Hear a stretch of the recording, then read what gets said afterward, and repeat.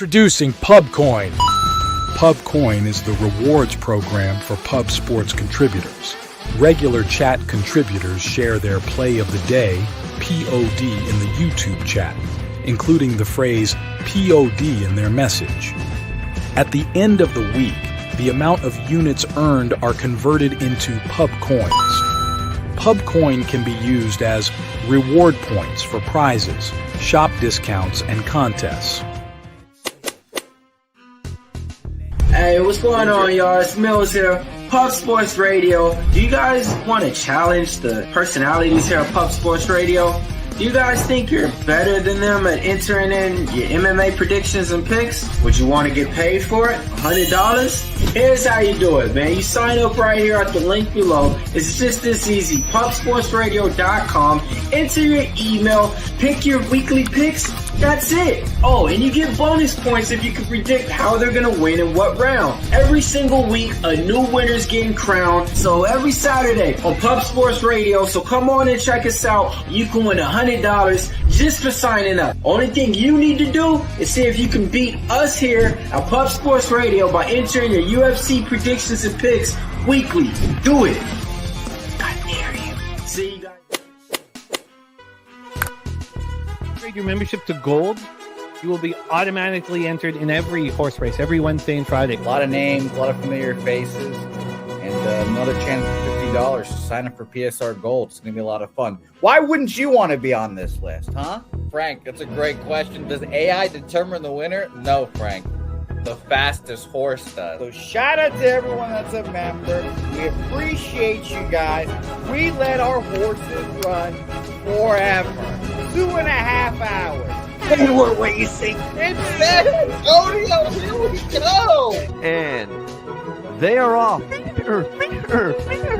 You know I'm not winning this. My horse ain't like this. And here comes Big Show, who says 2 minutes is too long. Big Show wants this race to end right now. Going to be moving into the stretch soon. K-Wolf up front. Saturated making a move. And there's nasty motherfucking Nate. He's on record 97. And he should have been 40. Director 97. $100. He wanting all the money. Oh my God, Director! And it's Director 97. Back. Oh my God! Fresh, take it home! You're 6'5", 4!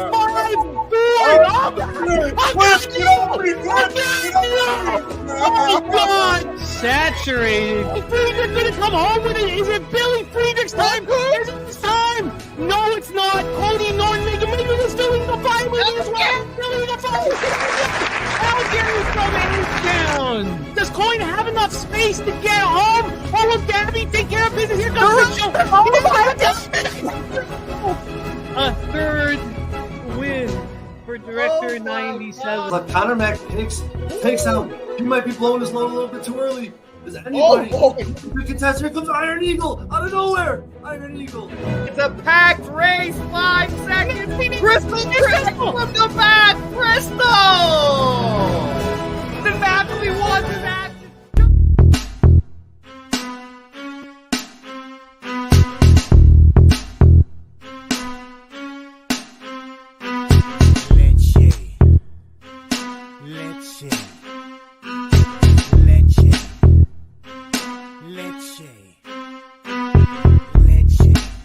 Get 'em, Jimmy, where low shack at? The bottle's getting empty, I'm not cracking, we stacking. Chips, all of this, what I want, plus money winners, that's what I'm on. You can say I'm gone, I prefer elevated, Pub Sports Radio. Time to get educated, we'll get produced, fade the juice, letting loose with so much abuse that the bookies wanna call the truth. They get slaughtered, can't forget Jeff and Low Baggers in the chat. That's a legal record, cause we be, oh yeah, pubbing.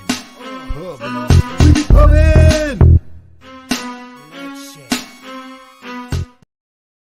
What up, cappers, gamblers, punters, hustlers, low baggers? Happy Wednesday, July 24th to all of you. Thank you for watching Betting with the Bag right here on Pub Sports Radio. We have afternoon action. Heavy afternoon action. We'll be making moves all day. We're going to get a chance to live bet some opportunities as well. It's great to see all of you guys. It was a rough day getting back to business for me. I lost that Tigers first 5 in the bottom of the 5th to get the day started. But then with the Angels Mariners over 7, Angels put up 5 in the top of the 5th, and the Mariners put up 1 in the bottom of the 5th. So I took that live over 4.5 when it was 0-0 going the top of the 4th. So at that point, I'm like, oh, it's going to be a great night. I mean, it's 2-1 in the second inning. I cashed the live bet like within half an hour. I know the Angels are going to cash a plus 138. The Rangers make it 3-1 going into the bottom of the 9th. I got them. That's my biggest bet of the day on the -1 line. And Benintendi hits a homer to make it 3-2. Push. No more runs are scored in the Angels-Seattle game.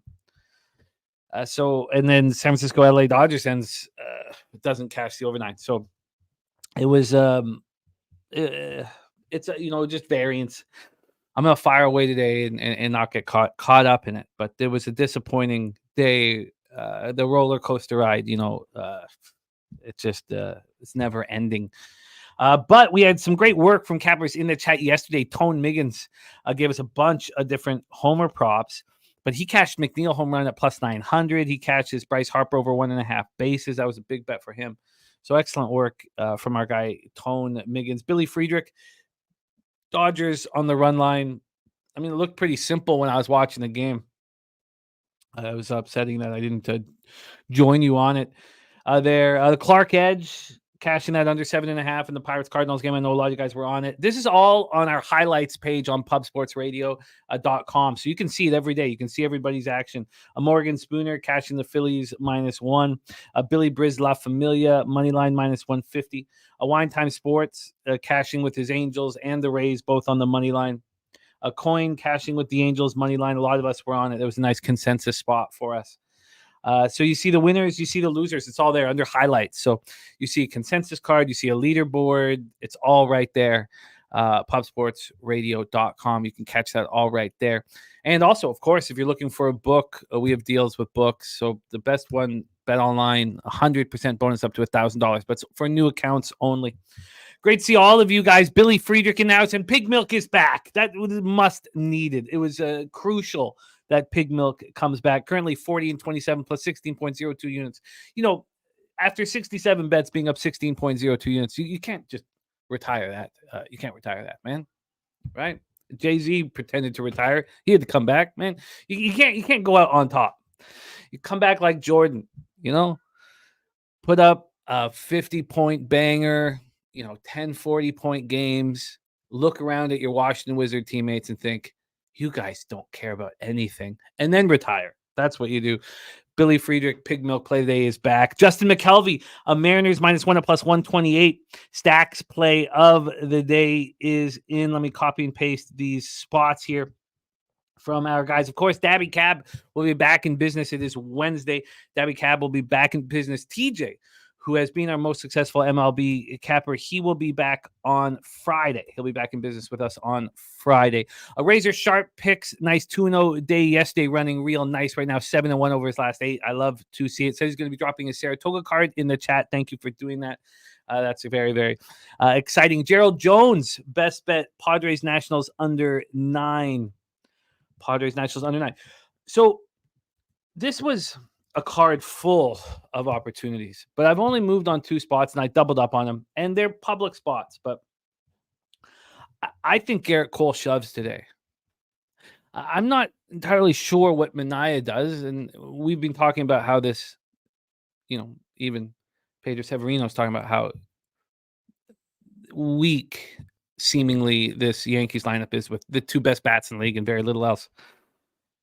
So Minaya could pitch well, but I just think Garrett Cole shoves. We know that Jose is against Garrett Cole.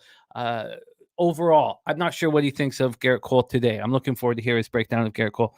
And then I think Hunter Brown, other than one bad start over his last 10 starts, and that was right before the break, I think Hunter Brown is going to deliver.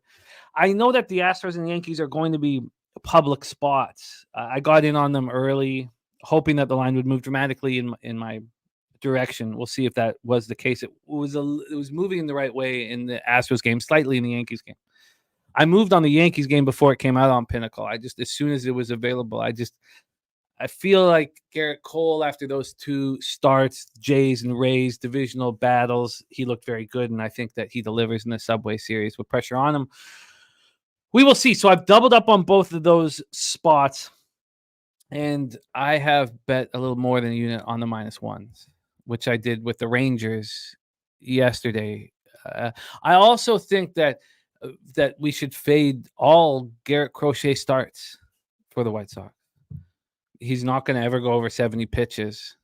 You can wait to do it live if you prefer, but you're going to get the best line that you can possibly get when fading the White Sox. We'll talk all about that and more. Gerald Jones in with the Padres Nats under 9. Slow Jams Arsenal in the house. There is the nuke worker. Slow Jams Arsenal letting Paul Skeens know that everything is going to be okay. Everything's going to be okay for Skeens, suffering his first loss there. Serious business, ready to get to work. We got Joseph Thompson. Play of the day, Phillies Twins over 8 at -105. Let's get that in here and locked and loaded. Here we go. I got that copy. I'm not going to have it under the games. I got to be moving quickly here. Joey Harb, Nate Dogg 420. Soul Jams Arsenal says, Jose, you were right about the fishing line. The A's call by Jose was great. A lot of volatility in that game. Take the dog. And I wish I had to join him. That was the one spot where I was really longing for an upset. My dude in the house, there's Dutch Boy Fresh NC State 2024 preview out right now. Dutch Boy Fresh doing the Hot 24 for us. You're going to see 24 team breakdowns from our guy Dutch Boy Fresh and NC State out right now. There's Jay Peasy in the house. Jay Dubs has amazing day yesterday. Dogs were barking. Lee Davis. Great to see all of you guys. Joey Marinaccio, the Dapper Kappa, ready to get to work. Vaughn Polo says Yankees under with my only play. Sweaty Butcher, ready to eat. Kong's Clips, Kong's Smash play today. Seattle Nerfy and Cleveland Nerfy parlay at +180. Let's get that copied and pasted, locked and loaded. Remember, write POD and your play of the day will be tracked. Will be tracked here on our page. 10-3 is the Kong's Clips Smash play of the day. Morgan Spooner, Pissy Cheerios play today. Houston Astros money line, Hunter Brown 5 or more Ks at -108. I did take on both. I did take the first on the Yankees Astros. I did take them both. First 5 -0.5. Full game -1. I honestly felt like it was sort of an old style of capping for me. I don't think that, you should rely on your gut too much in MLB. It's too complicated of a sport, and it's burnt me. But I really feel like Garrett Cole, Hunter Brown are going to shove today. We will see. Justin McKelvey just watched Dutch's video. Thank you, Justin. Please support our guys. Stimmy OG in the house. Johnny K. Ramirez, 2 or more bases. There's Ick Schnizzle in the house. Ick Schnizzle, 420 in the house. And our leader, Jeff Slaughter, is in the land for the next few days. Big card show in the land. He'll be out there as well. Shout out to Ick Schnizzle and everybody in Ohio, especially the land there. We have Nate Dogg ready to go and Nate Dogg 420. We got our Nate Dogs ready. And Nasty Nate, we miss you. Wherever you are, Nasty Nate, please know that we miss you. We need Nate Dogg 420, and Nasty Nate. We need our Nate Dogs here, and we miss you, Nasty Nate. Rhode Island's own Nasty Nate. Slow Jams Arsenal says, I'm sold. Ribeye play today. Graphics, my favorite part of the show.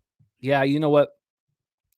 These are long nights of studying numbers, banging out numbers, and it's just numbers, and they weigh you down. And sometimes you need to see a little ass.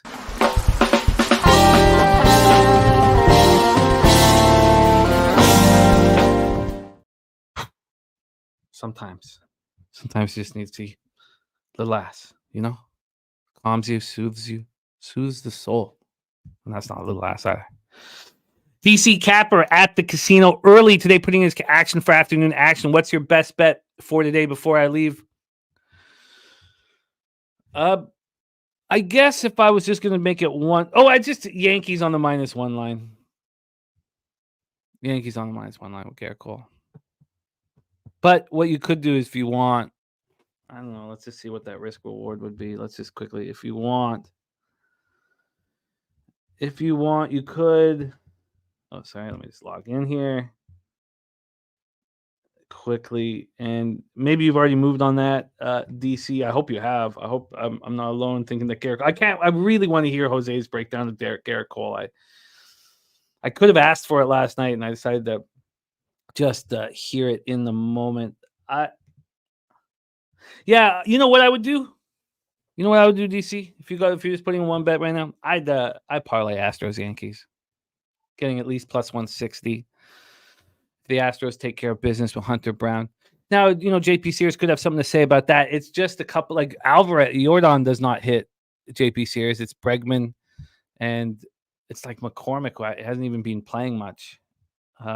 So, I was initially wanting to move on unders in that baseball game, but the market moved to the over, and I've stopped.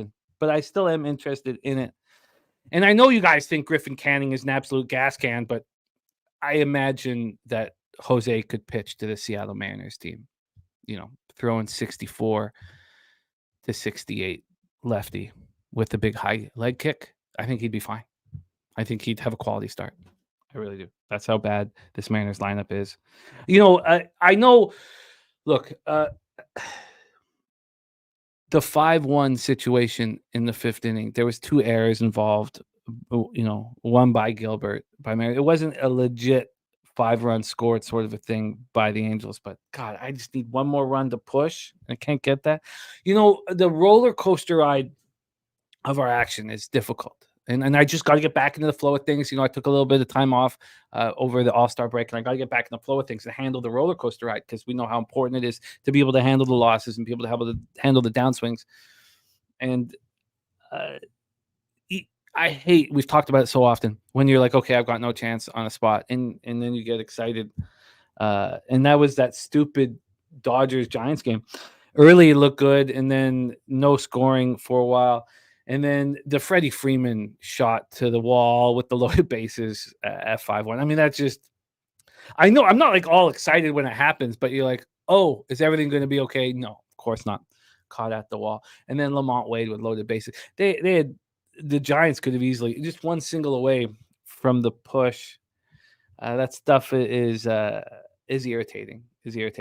And I keep going back in my head whenever I think of that. And I've told you guys the story before, and I won't get fully into it, but I just go right back to being at that shit Flamingo Sportsbook. Such shit sports. We were just staying there, and I had friends at the pool, and I had a lot of action on this Tigers game, and there was this handicap guy beside me, and he had, you're using the tubes. He's got to blow in the tubes to move his wheelchair, and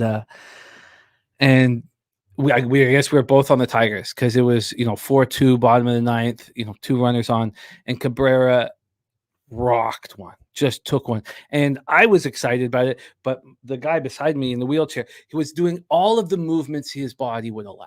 I mean, he was just every single move his body would allow, and of course the guy jumped up and grabbed it at the wall, and I didn't look to see the sadness on his face. I just knew it existed. I knew it existed because he'd given up on the bet like we all had. And then a little bit of hope, a little bit of sunshine breaks through the clouds.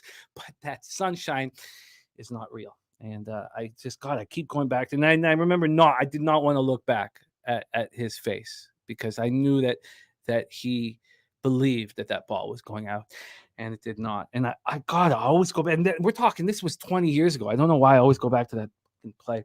Ronnie Lofton, Daniel Hernandez, Wine Time Sports, Beavis Rogers, The Skunt Blaster, Dave Redling, Steve Fahrenbach, Swiggy, Deacon Mike in the house, still alive. Deacon Mike is still alive. Viper MB, the Clark Edge. The Get a Hooker play of the day is over 7.5 Giants versus Dodgers. Cash yesterday on the Pitts cards under. All right, Clark Edge. That's a copied and pasted here. Let's copy that and paste your play of the day here. Great to see all of you guys. So it is time to get to work. Corey Mack ready to go. Ronnie Lofton says, really like Nelson over Walker early on Diamondbacks first 5. I was honestly a little surprised that the market move was towards Ryan Nelson. I kind of like Walker at home. Kind of like him. So ferocious feline Paul Taylor, the sailor, any CFL looks. Well, yeah, I mean, I want to know exactly what's going on in this Alouettes game with the hamstring injury to Fajardo. I agree with the market movement towards the Bombers. I expect to be on them. I understand the zigzag style of the CFL or football in general. When your team gets a defensive touchdown, a special teams touchdown, maybe, and all 4 games went under last week. And I know all the overbettors have been going crazy about how many overbets hit in the CFL. All 4 games went under. Yeah, I'm still sitting on it. I'm still sitting on in all of this right now. But we start tomorrow with CFL, and I'll be attacking the board. All right, it's great to see all of you guys. Thank you for being here. It is time to get to work. Kent Davies says almost time for his gambling break to be over. And Noli Nose says, Jimmy, I still remember that last second goal when we all live bet the under. Oh, that one crushed. That was together live at a bar in Hollywood. And that was the outdoor game. What year is this? This has got to be 2018, Noli? That was the Penguins outdoor game. God, I remember, and there was a fluttering puck. If you remember that puck, it bounced and went in, and that was tough, man. That was tough. One constipated Mexican in the house says, I got the Chiefs Kingdom to win on a repeat. Yes, 3 years in a row. A lot of people believe they're going to take care of things here. And I hope you can drink some prune juice. We're all cut from Peter Loshak's cloth, and he mixes a little lean with his prune juice. And it sounds like that's exactly what you need. Little lean and prune juice to get you feeling right. Get you back on your way. Let's get to work right now here. Billy Friedrich says Nelson is learning how to pitch. He keeps throwing that fastball. It's going to be a problem for hitters. All right. It is time to get to work. Please welcome the star of MLB programming here on Pub Sports Radio, coming to us from San Antonio, Texas, home of the Southtown 101, best bar in Texas. Man, I miss that bar. I wish I was there. Right now, please welcome Mr. Jose Bouet to the program. Jose, how are you, my friend? Jimmy, I'm doing okay. Had some 2 good underdogs like cash yesterday. The rest of the day was a disaster, but I'm glad you're back. It's nice to see you. Obviously, I couldn't ask about your trip with Peter because we all know Peter's all business. So how was your trip? It was okay. I mean, there's not a lot that, the kids in the pool was great. Playing with them was great. That works. Look, I'm 44. All I want is action. I need action. So, being devoid of it was difficult. Yeah. And then coming back to it's difficult. This is not an easy life we've chosen. And, both sides of the coin are difficult. I'm at a point right now in MLB where, as you know, I poked my head up into the black a month ago. Now I'm down 13.54 units, as you can see with the record. It's very, very bothersome. Ricky Bobby, it's betting. I'm pretty dead inside, other than gambling.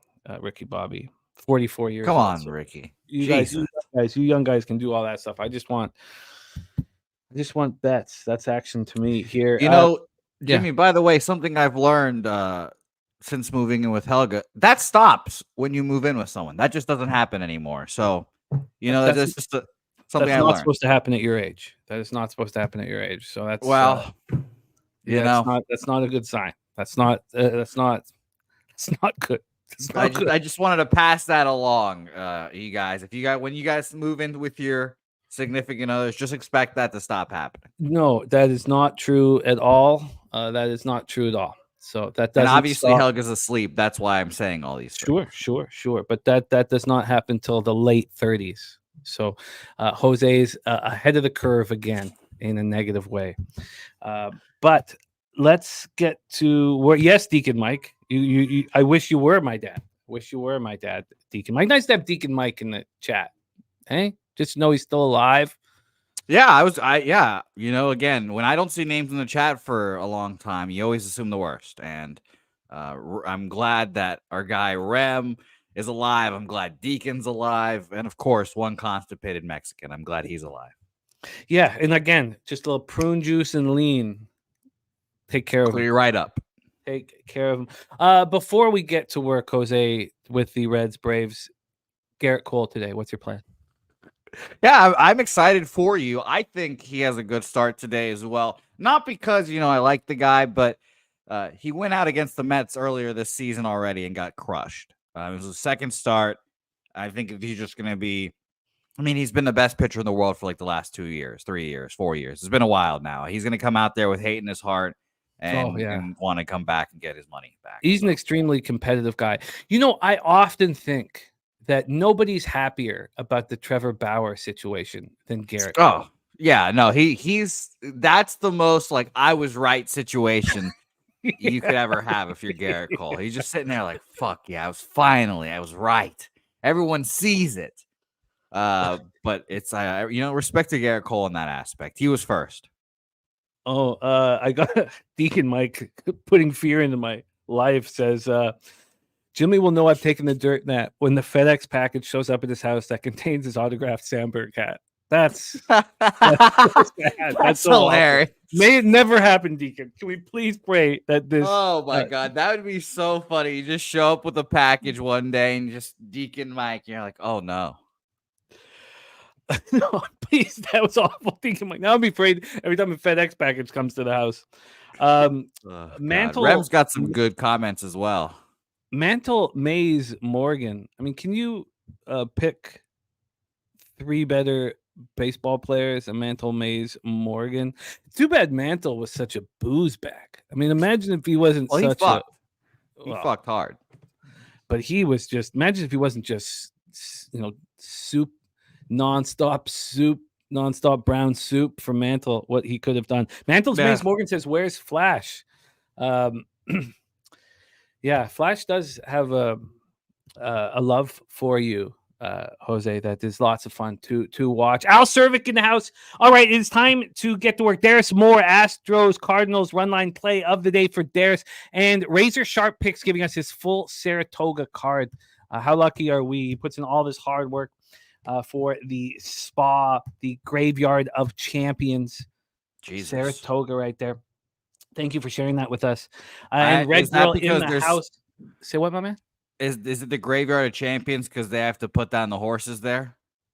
No, that's awful. That's just a horrible, that's the first thing that I thought. Why is it the graveyard? Because that's where champions lose. Why? They lose. Okay. It's a deep. That stretch run is the nastiest stretch run in horse racing. That was just horrible. Way to start us off with horse death. What a dick. I'm trying to be in a positive mood. Jose just gets us right into horse death. Let's get to work here. We're going to start with this double dip, 12:20 p.m. Eastern. We have game 1 of Cincinnati Reds, Atlanta Braves. Reds 48-53, 23-25 on the road. Braves 54-45, 30-20 at home. We're at Truist Park in Atlanta. We got so many great cappers in the chat. Let's deliver here. Let's get into the weather for 79 Fahrenheit. Not too hot in Atlanta. 3.4 miles per hour, and wind is a non-issue. Let's get into the line history here. We'll start with the total in game 1. Montas and Winans. This has dropped to 8. Oh, wow. Okay, I didn't realize. This didn't open until 7:40 this morning. It opened at 8. I didn't realize that. It opened at 8. About 47 minutes later, moves to 8.5. Comes back to 8. Spends a while at 8. And then about 30 minutes ago, moves back to 8.5. So we have a half-run move to the over. On the money line here, Winans and the Braves are minus 124, opening up minus 126. I tell you what, Rem Most says fat Korean horse lovers are horrified by your comments, Jose. Fuck. So, no, Rem did nail that one. Koreans are typically fat, though, so shout out to them. They all really watch their weight. Shout out to them. Oh, that's nice of you to say. Shout out to Pyongyang as well. Frankie Montas is a pitcher that I like and I follow closely. Sure. I've been telling you for the last little while that Frankie Montas is a fade, and he has been paying us out. He He's loved in the clubhouse. He's a popular dude, ex-PED user. 4.85 ERA, 1.36 whip, 14 jacks allowed. His last start, 8-5 loss at the Nationals, 7 earned runs, 2 jacks. He's been terrible on the road this year, 3-3, 5.20 ERA, 45 innings, 36 Ks, 26 walks, 10 home runs. I mean, he doesn't get, he's pretty good in the first couple innings generally. And then he starts getting touched. Winans, we have not seen him since April 11th when he got lit up and smoked at home versus the Mets. Let's talk about Winans because he is the trickier piece to the puzzle. Because I don't believe in Montas. Now, do we believe that the Braves with this weak lineup who are hitting 223, 668 OPS can get the Montas? And an early start here? I'd love to hear your thoughts on that. Reds versus righties, 234, 744 OPS. Both bullpens have been excellent. The Braves bullpen being the best in Major League Baseball. But Winans is the puzzle piece. A journeyman, 17th round pick out of Campbell University. Not a highly thought of a pitcher. This year in Gwinnett, he's been excellent. 4-3 with a 2.74 ERA, a 1.10 whip. He's been very good. 75 strikeouts in 82 innings. He's walked 22 batters. Last year in Gwinnett, he was excellent all year. 9-4 and 17 starts, 23 appearances, 2.85 ERA, 1.08 whip. He's never been able to transfer that over to the show. And now he gets an opportunity at home against the Reds. Wine Time says, I expect Montas to pitch really well against this depleted Braves batting order. Slow Jams Arsenal says De La Cruz is out. And Ron Crawford says, I have the dog Cincinnati. So I don't have De La Cruz out. Maybe I'm reading that wrong. No, he's in. Confirmed. Yeah, De La Cruz is in. India, De La Cruz, Candelario, Steer, Stevenson, Fraley, Marte, Reese Hines, and Will Benson. Klenek, Alvarez, Ozuna, Olsen, Duvall, Rosario, Murphy, Arcia, and Zach Short for the Braves. Londo, my man. Yeah, for me, it's the Astros and the Yankees, but I'm not sold on Frankie soft toss Montas. So let's just take a look at the cash before you take this away because I'm interested in backing the Braves here. Now, 85% of the tickets and 94% of the cash are on the Braves. Who's betting the Braves? Wow, that just moved to 84 and 99. Who's betting them? Who wants anything to do with this baseball team? 70% tickets, 74% cash on the over. I thought I'd be alone wanting the Braves. Take it away, Jose. Game 1 of the Double Dip Reds Braves. I, too, was pretty surprised about that. But honestly, with Braves games, the first thing I think about are unders. Every time now. We know Austin Riley's in paternity leave, so their lineup's already not as good as it was, and they lose him. Albies is gone. So, Montas, I actually think could go out there and pitch decently. And or Guy Allen over here. Yeah, he hasn't pitched in the majors in a while. And yes, that last appearance for him in the majors was horrible, but his starts in the minors have been great, honestly. Yeah. His last 4, 5 innings shutout, 5 innings, 1 earned run, a little bit of a rocky 6 innings, 10 hits, 4 runs, 3 of them earns on 2 home runs. And then he goes 6 innings, 4 hits, no earned runs. So he's been solid. I think he can pitch well against this Braves lineup, honestly, that hasn't probably, this Reds lineup that probably hasn't seen him. And I will end up leaning under, but not moving on it. But I just really think that the Braves are always just an under kind of team to bet on, especially, again, they continue to lead the majors in under bets. Their record now, I'll give it to you guys as a refresh. It is 35-61 to the under this year still. So I still lean under, but I don't think I'll move on it today. And especially because there's a double dip. Yeah, this is one of those lines where, everybody would back the Reds. And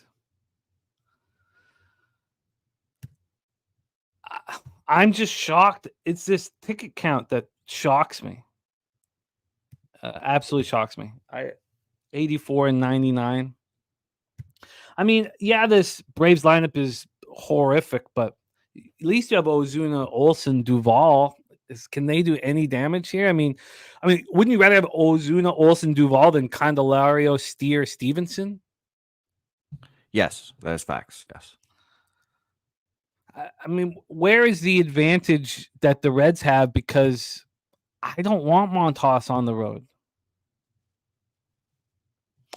J Dub makes a good point with the ticket count. I've got 9,981 though, for my ticket count. So sorry. Okay. I kind of want to back the Braves here. Can you give us a bullpen breakdown quickly before I decide to do it? And let me add to this a little bit, is that this line now, look, Wine Time is a monster. I don't want to go up against these cappers, on the Reds, but this line is put out for you to bet the Reds.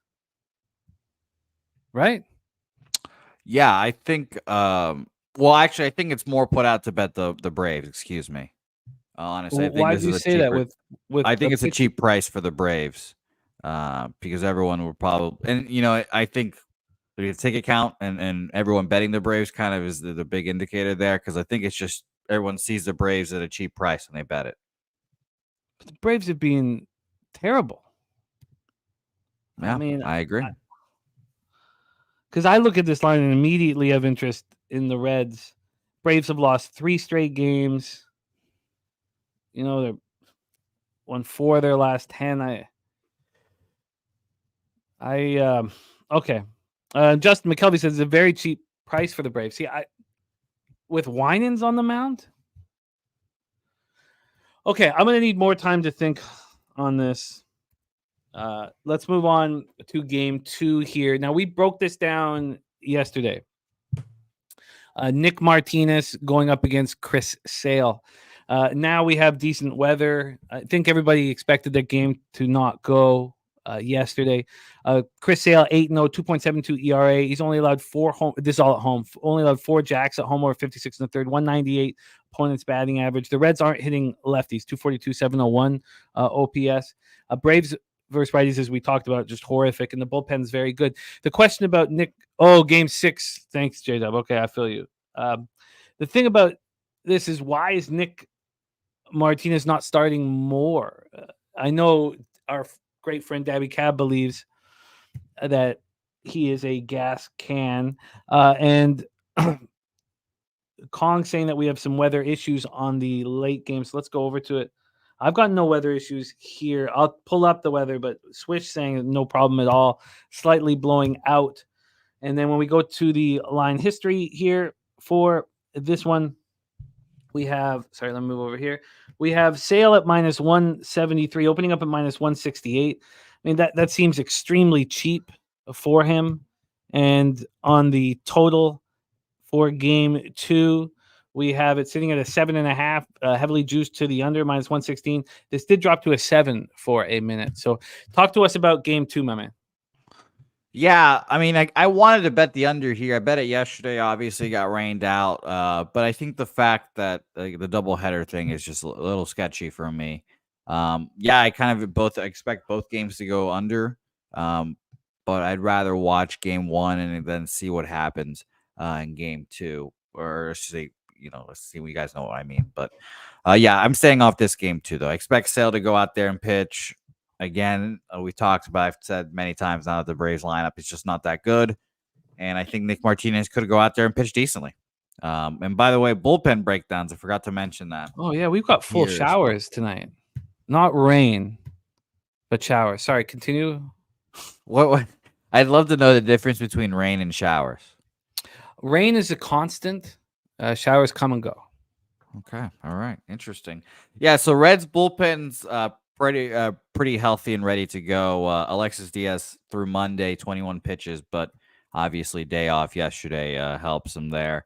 And as for the Cardinals here and RotoWire, basically I've realized the bullpen is kind of like their last 5-10 days of guys that come out of the bullpen for these dudes. So it's very interesting how they've maneuvered these, and it's kind of difficult in the first couple of days to get a bullpen read, but now we've got a good enough sample that I think we're good. Yesterday, let me refresh this real quick. The Cardinals, I need to scroll back up, had John King and Ryan Hensley throw yesterday, 16 and 13 pitches. King is not going to be available because he threw on Monday. Hensley probably available, but I don't know. He might not be as effective as usual because he threw Sunday, took a break on Monday, and then threw again on Tuesday. So only 13 pitches, sure, but we'll see how it is in the last 3 days. Andrew Kittredge, he'll be good. Chris Roycroft, Ryan Fernandez, and Jojo Romero. Everyone else will be good. So Hensley, the only guy that I'm kind of back and forth on, but everyone besides John King should be available. Let me hit this one more time. With all of the negative storylines coming out of the Atlanta Braves, you lose Acuna, you lose Albies, and then Riley's on paternity leave. They've lost 3 straight. This line is put out knowing that everyone's going to bet the Reds. Now, that hasn't happened. But I mean, and I know we're supposed to believe these numbers, but I truly, truly believe that who in their right mind would back the Braves and they're a favorite when Winans on the mound? I'm going to move on the -1 line on the Atlanta Braves in Game 1. I'm going to go in for the score. I don't like talking this stuff here. I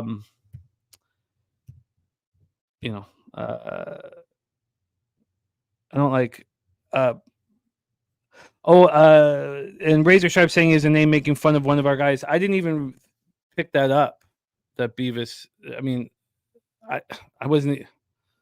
I guess you're thinking that it's making fun of Dave Rogers. I didn't even put that together. So, yeah, that's not cool if that is. I didn't even think of that here. I'm not okay.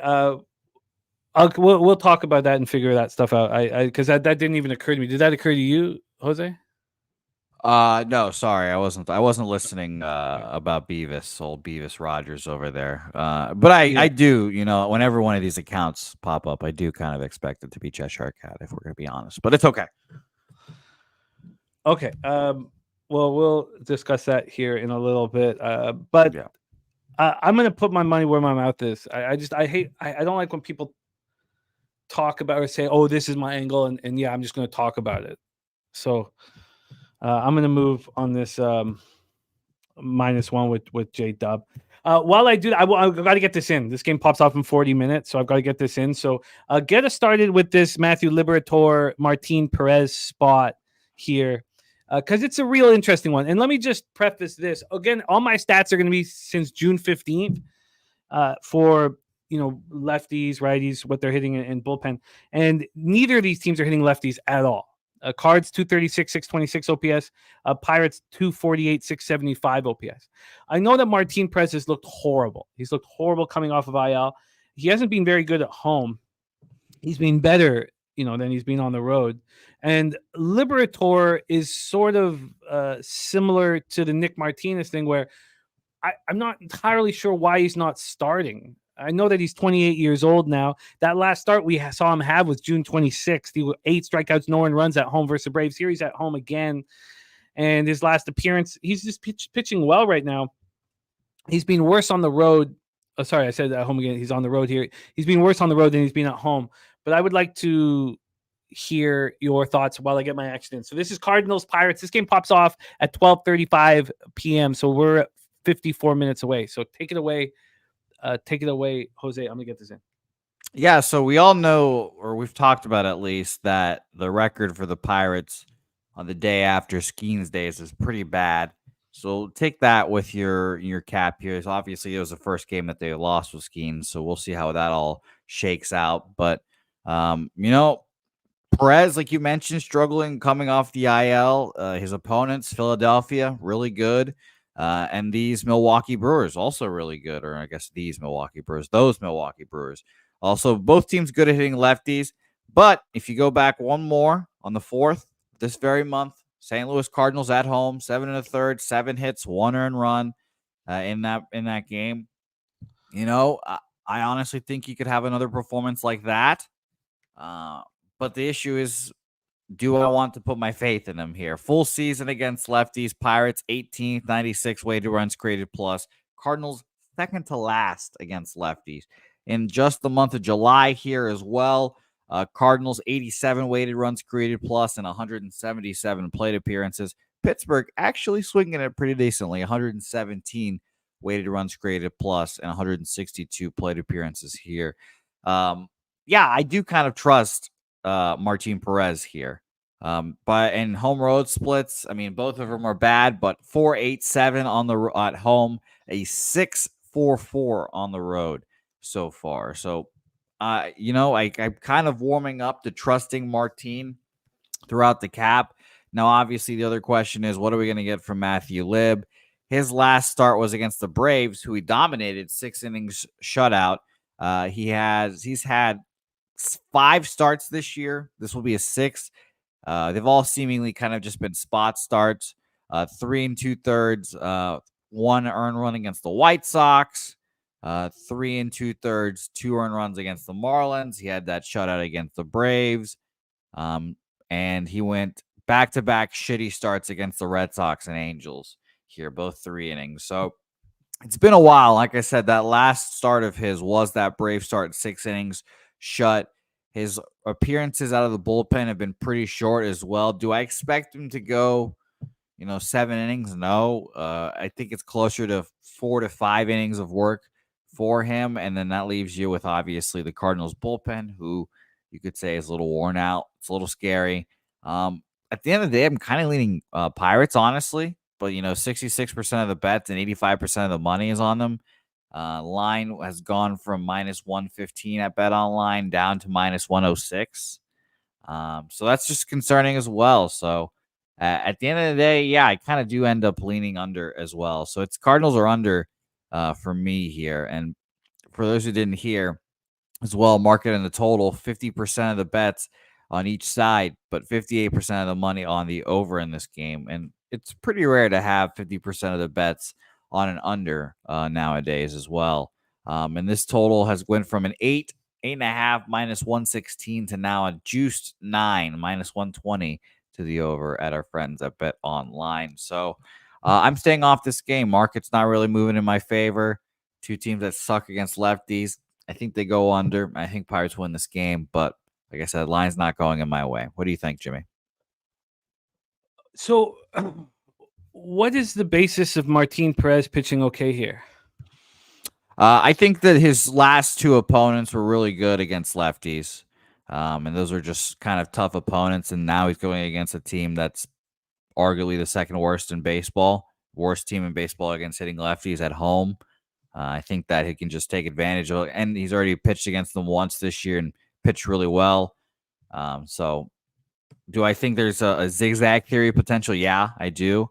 That's a little worrisome as well. But I don't think he'll go 7 1 earned run in this game. But I think he can go 5 shutout and then give it to the bullpen. We'll see. But yeah, I do think he can have a good start here. Yeah, Stimmy, I moved on game 1. And I went on the -1 line. And I bet a little more than a unit. It's going to be interesting, Kong. It's a good note here. Pitching after Skeens for Perez. Skeens obviously throwing chundos up there, and Perez is going to throw, 70-mile-an-hour curveballs or whatever the hell. So interesting. Brian Reynolds scratched today as well. Jake Burns mentioning. I mean, isn't it much more likely that Liberatore has a good start than Martin Perez? That's why I was leaning under. I could see both of them having decent starts, but I personally think it's more likely that Perez has a better start than Liberatore, honestly. Because Liberatore's on the road? Because the Pirates are better at hitting lefties this month. 248, 675 OPS since June 15th. What have they been doing since July 1st? July 1st, they are... I just had their faces. Where did they go? 10th best in the league, 117 weighted runs created plus, 284 average, a 772 OPS. Troy saying he's starting to find more evidence suggesting Cards. Yeah, the line's moving their way. and it's moving up to the over. So maybe we're spending a little bit too much time on this game, but look, we're about to bet it. So let's just talk about. So Martin Perez, he's on the IL. He comes back, and he's had 4 starts. The Braves and the Cardinals, and he completely shuts down the Cardinals. He shuts down the Cardinals 20 days ago. Yeah, and again, the zigzag theory is definitely a little worrisome, but I tend to think that's more like back-to-backs here. So, but the line moving towards the Cardinals is the main thing that's like, okay, well, maybe I could be wrong about this game. Maybe Perez could struggle again, but I'd rather be on the Perez side. Okay, I'm gonna need more. I'm leaning towards the Cards, but I'm not gonna bet it right now. We still have about 45 minutes. JP says he's on the under. His only uneasiness is whether the Cards score. Rem Most, I didn't know that Stan Bowman was in for the Oilers. Yeah, I like that. I mean, how do you not like Scotty's boy? But I would need to think about it longer and study it. That's just my first reaction. Ron Lofton just took the first 5 under 5 at -120. Okay, well, you know what? We got action. So we got that game 1 -1 line +119 on the Braves, and I truly believe that this is a. I truly believe that this line, that this is not a cheap line for the Braves. That with all the storylines around them, that they put out a line thinking they were going to get Reds cash. Now the line's not moving towards the Braves, so maybe I'm completely wrong on that breakdown. We move on to our next spot on the board, and we welcome our guest star coming to us from Dallas, Texas, star of Medicate Mondays, and will be a huge part of our college football programming here on Pub Sports Radio. Please welcome the Magic Man, Mr. Dabby Cab. Dabby Cab, how are you? Well, I'm in New Mexico, Jimmy, not Dallas. Oh, dope. And my hotel, the Wi-Fi is out at my hotel. Imagine that. The luckiest person in the world. I go another state over, and the Wi-Fi still somehow doesn't work. How are you getting this popped off?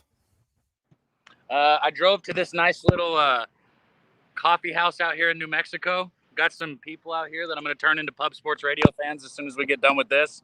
Awesome. All right, that was pretty interesting, man. Is gambling legal there? Yeah, is gambling. Would you ask me, Jose? Is gambling legal in New Mexico? On the reservations, yes. They had a sports book that they went to. I was right by Ruidoso Downs. You know, you talk about bad luck. So, I was in the tornado, right? I come all the way out here, go up into the mountains to Ruidoso, and the levee breaks when it's raining, and the whole town floods. Wow, that sucks, man. But I'm happy that you guys are safe and sound and in New Mexico. Let's get to work, Cab. You've picked 2 spots that you are attacking here today, and the first one, very, very interesting, popping off in an hour and 20 minutes.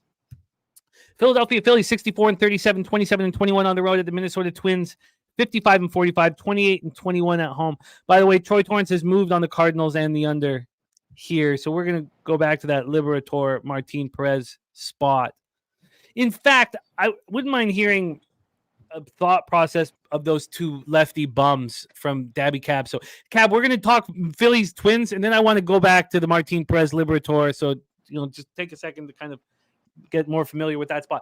Aaron Nola going up against Steven Okert, with the primary being David Festa. So we talked about Winans, being an unheralded journeyman prospect. David Festa, same deal. 13th round pick out of Seton Hall University in the 2021 draft. He's 24 years old. So Okert is a lefty who will be there for an inning, just to try and get through that that vaunted Phillies lineup, and then in comes Festa. So Festa in AAA this year has had 15 starts. He's throwing 60 1/3. He's 3-3 with a 4.03 ERA and a 1.36 WHIP. He's been okay. 89 strikeouts though, and 60 1/3. I mean, that is impressive. Impressive enough to want to use him. Last year he started in AA Wichita, came up to St. Paul, and he was very good in 3 starts in St. Paul. This year in the show, he's had 2 starts, and they were horrible. On June 27th, he threw 5 innings, allowed 5 earned runs, 2 Ks, and 1 walk, and a 13-6 win at Arizona. Then on July 3rd at home versus a weak-hitting Tiger squad, he got 6 strikeouts, didn't walk a batter, but he allowed 3 jacks. So he's allowed 4 jacks in 10 innings last starting on July 3rd. Jose, I'd be very interested, to hear what David Fest does. If you could give me his last couple starts in the minors, what he followed that up, because we talk often about a pitcher getting a chance to be in the show. Now, this isn't a really highly thought of pitcher, but getting a chance to be in the show and then going back down to the minors and then coming up and getting another opportunity. Troy Torrance says he was on the Phillies yesterday. He's back on them today. And Ron Crawford, spreadsheet play of the day, is Minnesota at plus 120. So I'm going to copy and paste that. So let's set this one up a little more. Aaron Nola here on the bump for the Phillies. His last start was not very good. 4 earned runs and an 8-7 loss at Pittsburgh. On the road, though, he's been quite good. Better than he's been. Well, I don't know. He's been solid at home, solid on the road.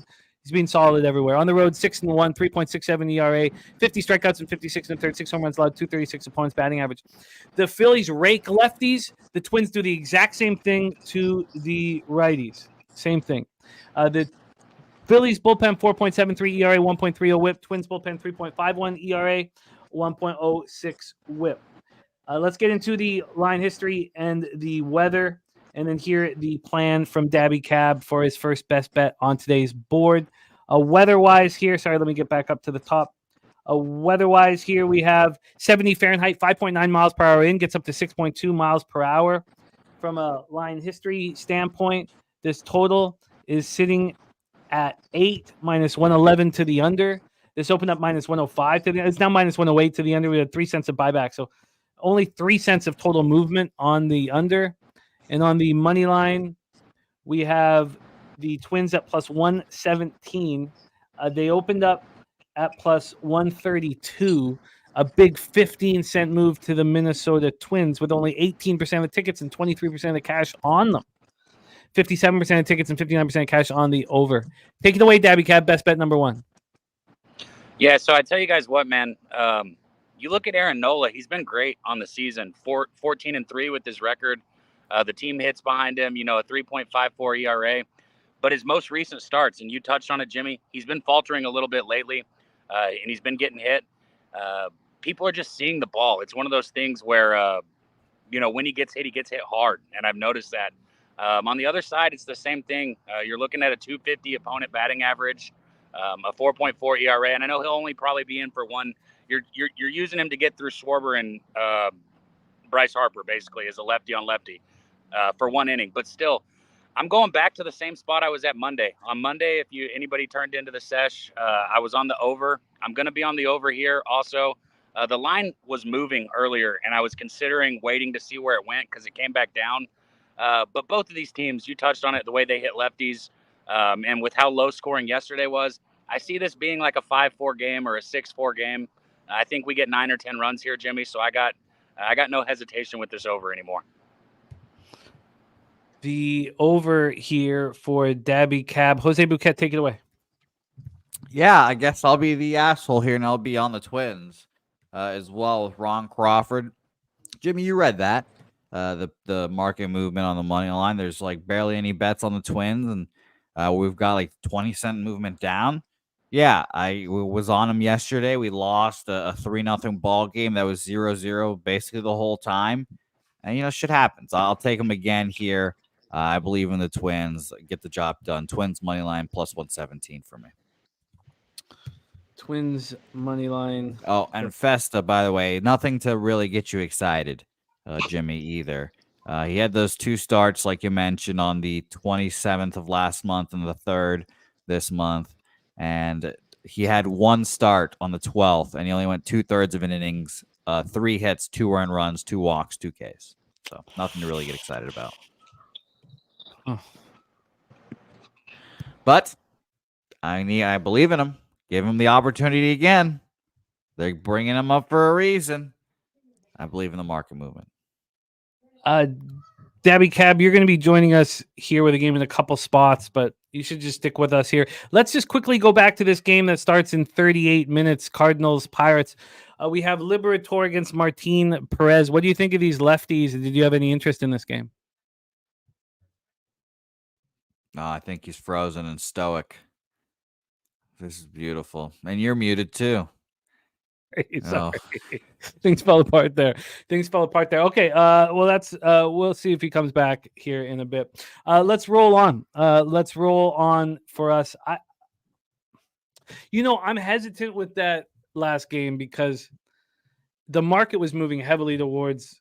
It was the same situation yesterday with the market, and the Phillies took care of business. Now they had the right pitcher on the mound, but we talk about how that can be contagious. Excellent pitching. I guess I don't. It's going to be. I'm going to need a little bit more time on that spot here. Johnny K also on the Twins, so a lot of Twins love here. By the way, if it makes you feel better, Ron Crawford mentioning it as well. Every time I tail Ron Crawford, we lose. Apparently, he's got a record of it as well. So shout out to you, Ron Crawford. So we're going to win today. I did read that as well. Okay, let's roll on. 2:20 p.m. Eastern with the Milwaukee Brewers. So Joe Ross is going to be pitching today. He was on the 60-day IL with a back injury. He has a 60 to 75 pitch limit for Joe Ross. So Joe Ross is going to be back in business. We have Dabby Cab back in business here. Why don't we pull him up and see if we can hear him? Dabby, about those lefty bums in that Liberatore Perez start, did you have any interest on either of them? Do you think one has a bigger opportunity to have a better start than the other? I think you kind of know that what I'm going to say here, Jimmy. I like to fade Perez, and I looked at fading Perez today. I couldn't decide how I wanted to do it, whether it was taking the Cardinals or the Cardinals team total. But especially coming back off the injury, I would fade Perez. And so what kept you off of that, the Cardinals against lefties? I'm going to be honest. The only thing that kept me off was this bullshit internet connection. And I'm paying for a $200 a night hotel at the Hyatt. And the internet's out at the whole place. So only reason I'm not on it yet is because I haven't got to finish my research on it. The Cards minus 105 right now. By the way, there has been a move towards the Reds as we're getting close to first pitch. Another thing, too, Jimmy, if you think about yesterday, what the Pirates did with Skeens on the mound, I would not call today a bounce back situation. If anything, I would call it a continuation of that letdown. That's interesting. Let's go back to the cash on that. I'm 34 and 25 on the Cards line, moving towards them. I'm interested in moving on I think I am going to move on the Cards. I'm just going to spend a couple more minutes here on it. So let's go back to this Brewers Cubs spot. So do we not have confirmation? And stay with us, Dabby. Oh, we don't. Sure. It's not. It's Zestrinsny. So is Zestrinsny is he just going to be? Yeah, Ross is making a rehab start instead. Yeah. Oh, and Jacob Junis is the primary. Oh, your old friend. He is a gas can. Wow. Yeah. So it's Zestrinsny and then Junis. Ooh-wee. So it's not Ross. Okay, going up against Justin Steele. Let me delete all that. Going up against Justin Steele, the lefty. Now, we have a lot of cappers in the chat, Troy being one of them, very high on Justin Steele. It was a surprise to see him come out of the All-Star break with that dud, 5-2 loss at home versus Diamondbacks, 4 2/3, 5 earned runs. He's been better on the road all year long than he's been at home. 2.39 ERA, 201 opponent's batting average. We have Sharpie in the chat right now saying Justin Steele 6 or more Ks. The Brewers smash lefties, 285, 808 OPS, and shout out to Sharpie. Thank you for joining us. Cubs versus righties, 257, 23 OPS, and both bullpens have been excellent. Now, this Cubbies bullpen since June 15th, we've been talking about it for 6 weeks or so. 2.26 ERA, 1.19 whip, and the Brewers bullpen has been strong all year, 3.30 ERA, 1.23 whip. Let's get into the weather here, 73 Fahrenheit, 11.4 miles per hour in, between 11.4 and 11.5 miles per hour. Let's get over to the line history for this one as well.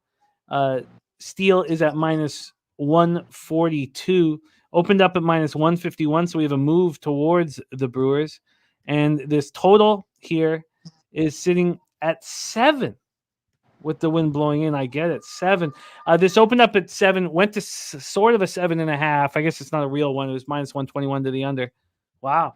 And then we'll go over to the cash flow for this Cubbies Brewers spot. 23% of the tickets, 52% of the cash on the Brewers, and 57% of tickets, 60% cash on the over. Jose Bouet, Brewers Cubbies, take it away. Yeah, I think I'm staying off. Sharpie's look is interesting. He's mentioning this is a B lineup. Yelich is on the IL. Friedrich and Terang not in with a lefty.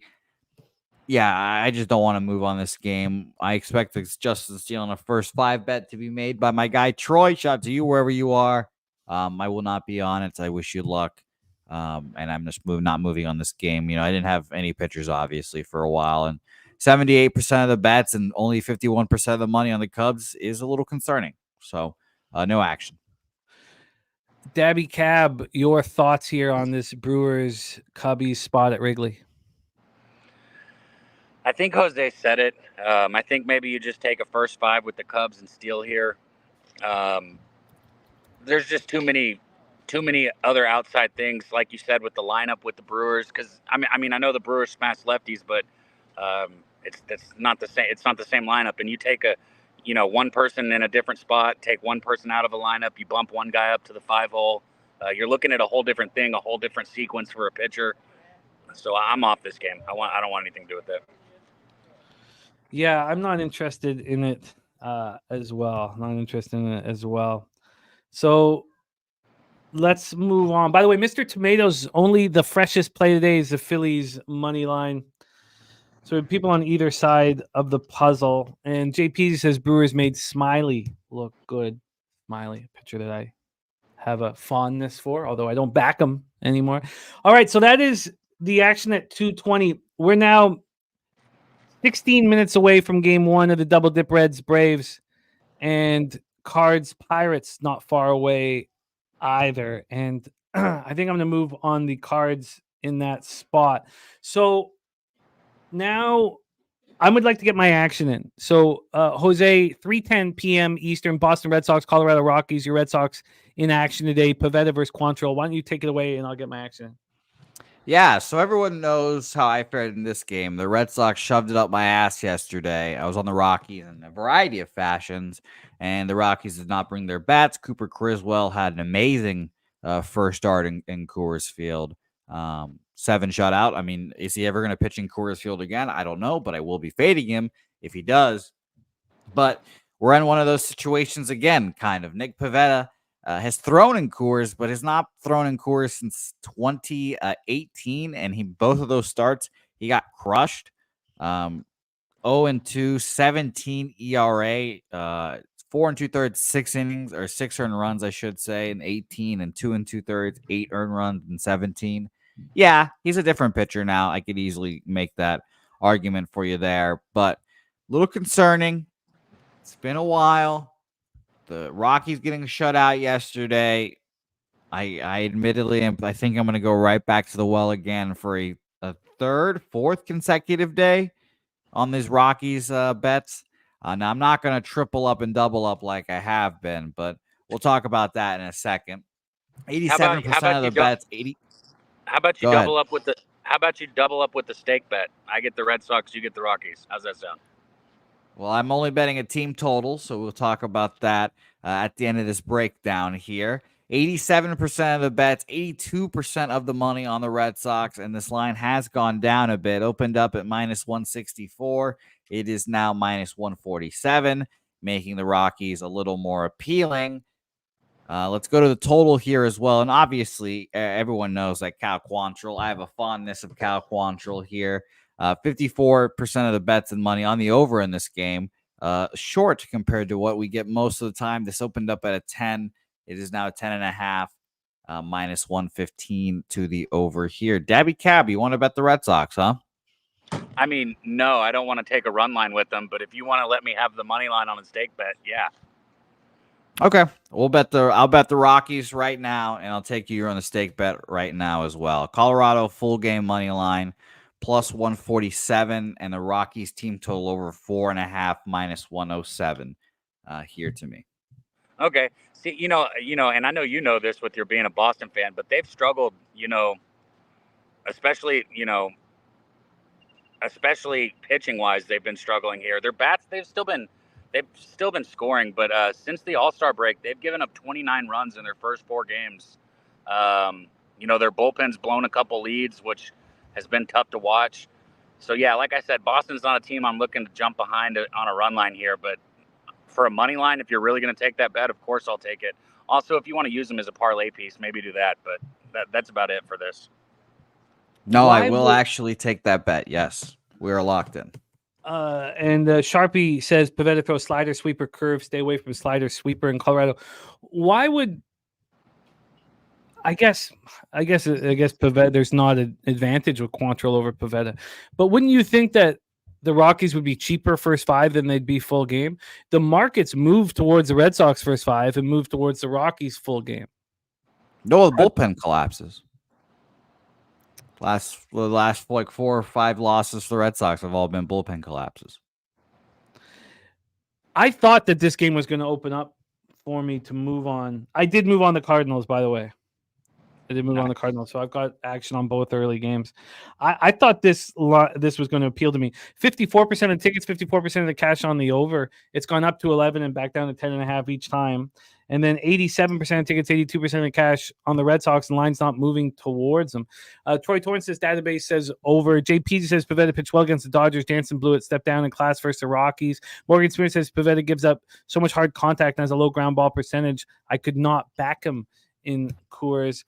Cal Quantrill's last start was at home against the Giants, who I don't fear their sticks at all, but 6 innings, 5 hits, 3 earned runs, 5 Ks, 2 walks. He's been good at home. Pivetta's been excellent on the road, but obviously this is a tricky road start, pitching in the thin air of Colorado. I'm shocked that the Rockies aren't cheaper first 5. So shocked that I'm not going to bet this. I'm not going to count on a bullpen advantage against the Rockies. No, that's it's accurate. The Rockies bullpen's definitely not better, and the Red Sox bats are starting to swing it well. Yeah, I'll pass. I'm hoping for a lot of poor dope here. Hoping for a lot of 6 or 7 innings of dope. Yeah, and if this was plus 125 first 5 and plus 135 full game, I'd move on it. But if the books don't perceive that there's an advantage with Quantrill at home against Pivetta, then where is the advantage? There's none. I hope that the sticks here with Pivetta's shitty pitches, but we'll see. I am on that 4.5 team total over, and I've officially bet the money line and stake betted Cab, so I technically am tripled up, I guess. Billy Friedrich wanting a friends and family parlay today. We can do that for you. And we'll get, but it won't be any of the early games for me. But we can do that for you for sure. So we'll get Cabby's best bet here because this is his second of 2 best bet spots. So Cabby, let's roll. 3:37 p.m. Eastern. We have the Houston Astros 52-49, 24-28 on the road at the Oakland Athletics, 41-62, 26-26 at home at Oakland Coliseum in Oakland, California. Let's get into the line history here for this one. We'll start with the weather as well. 74 Fahrenheit. It's warmer than usual in the Bay Area. 8.4 miles per hour left to right, gets up to 10.3 miles per hour. Let's get into God, it smells so terrible. There's fish being cooked outside of my door, I guess. Gonna have to establish new rules about this shit. That's how I feel about eggs. That's how I feel about eggs. That's fucking horrific. Okay, let's go into the gotta stay focused, not think of the stanky ass fish. We have Hunter Brown and the Astros at minus 150. Makes me very uncomfortable. I thought the line was going to move in my direction. That's exactly where I got it. I mean, I took him on the -1 line, but that's right where I got it at. That makes me very, very, and it upsets me, honestly. I think this is a public spot that could burn me. I wanted unders, and I was surprised that the first thing that happened was this 7-cent move to the over. It happened at 9:52 last night. Now we've had no movement on the total, but I initially wanted unders. We have 71% of tickets and 49% of the cash on the Astros. Sharp action on the A's. We have 65% of tickets, 64% cash on the over. At least, it's not moving here. Alondo, we've heard that Brian Reynolds is out of the lineup, my friend. For big titty Swedish girlfriend play today, Brian Reynolds is out of the lineup. Can we confirm that from Pittsburgh? Sorry, I don't want to give him bad. Yeah, no Brian Reynolds. No Brian Reynolds. So then we have here Hunter Brown. Last start was a thing of beauty at Seattle. He's just been rolling, and JP Sears has been much better. He had that hiccup about a month ago, 3 weeks ago, but he's been pitching much better. At home, 4.43 ERA, points hitting 265. He's allowed just 5 jacks over 44 and 2/3. I went over the batter versus pitcher. I mean, I need Bregman to go wild here. I need Bregman to smash and grab. We don't have confirmed lineups yet, and McCormick is the other guy that hits him. McCormick's not been playing very much. So Astros versus lefties, 270, 745. A's are hitting righties just as hard, 257, 777, and the bullpens are a wash. Dabby Cab, best bet number 2. Take it away. Yeah, first thing I'll say is we made it, Jimmy. Now, have we cast our bets? No, but we made it to my prediction, right? I gave you the amount of time it would take the Astros to catch the A's. They did it a couple games quicker than what I said. That being said, they've lost their last 3 games, and now they're sitting, a game back. Or I just said the A's to catch the Mariners, excuse me. But now they've lost their last 3 games, and they're sitting a game behind the Mariners. Mariners they're tied, aren't they? I believe they're tied. I think Mariners have 53 wins, and the Astros have 52. So it's the standing wise, though. The Mariners have just played more games. Okay. So we're sitting tied. Okay, so we're here. That's my point. We're here. We're right here. But like I said, we haven't cashed any tickets yet.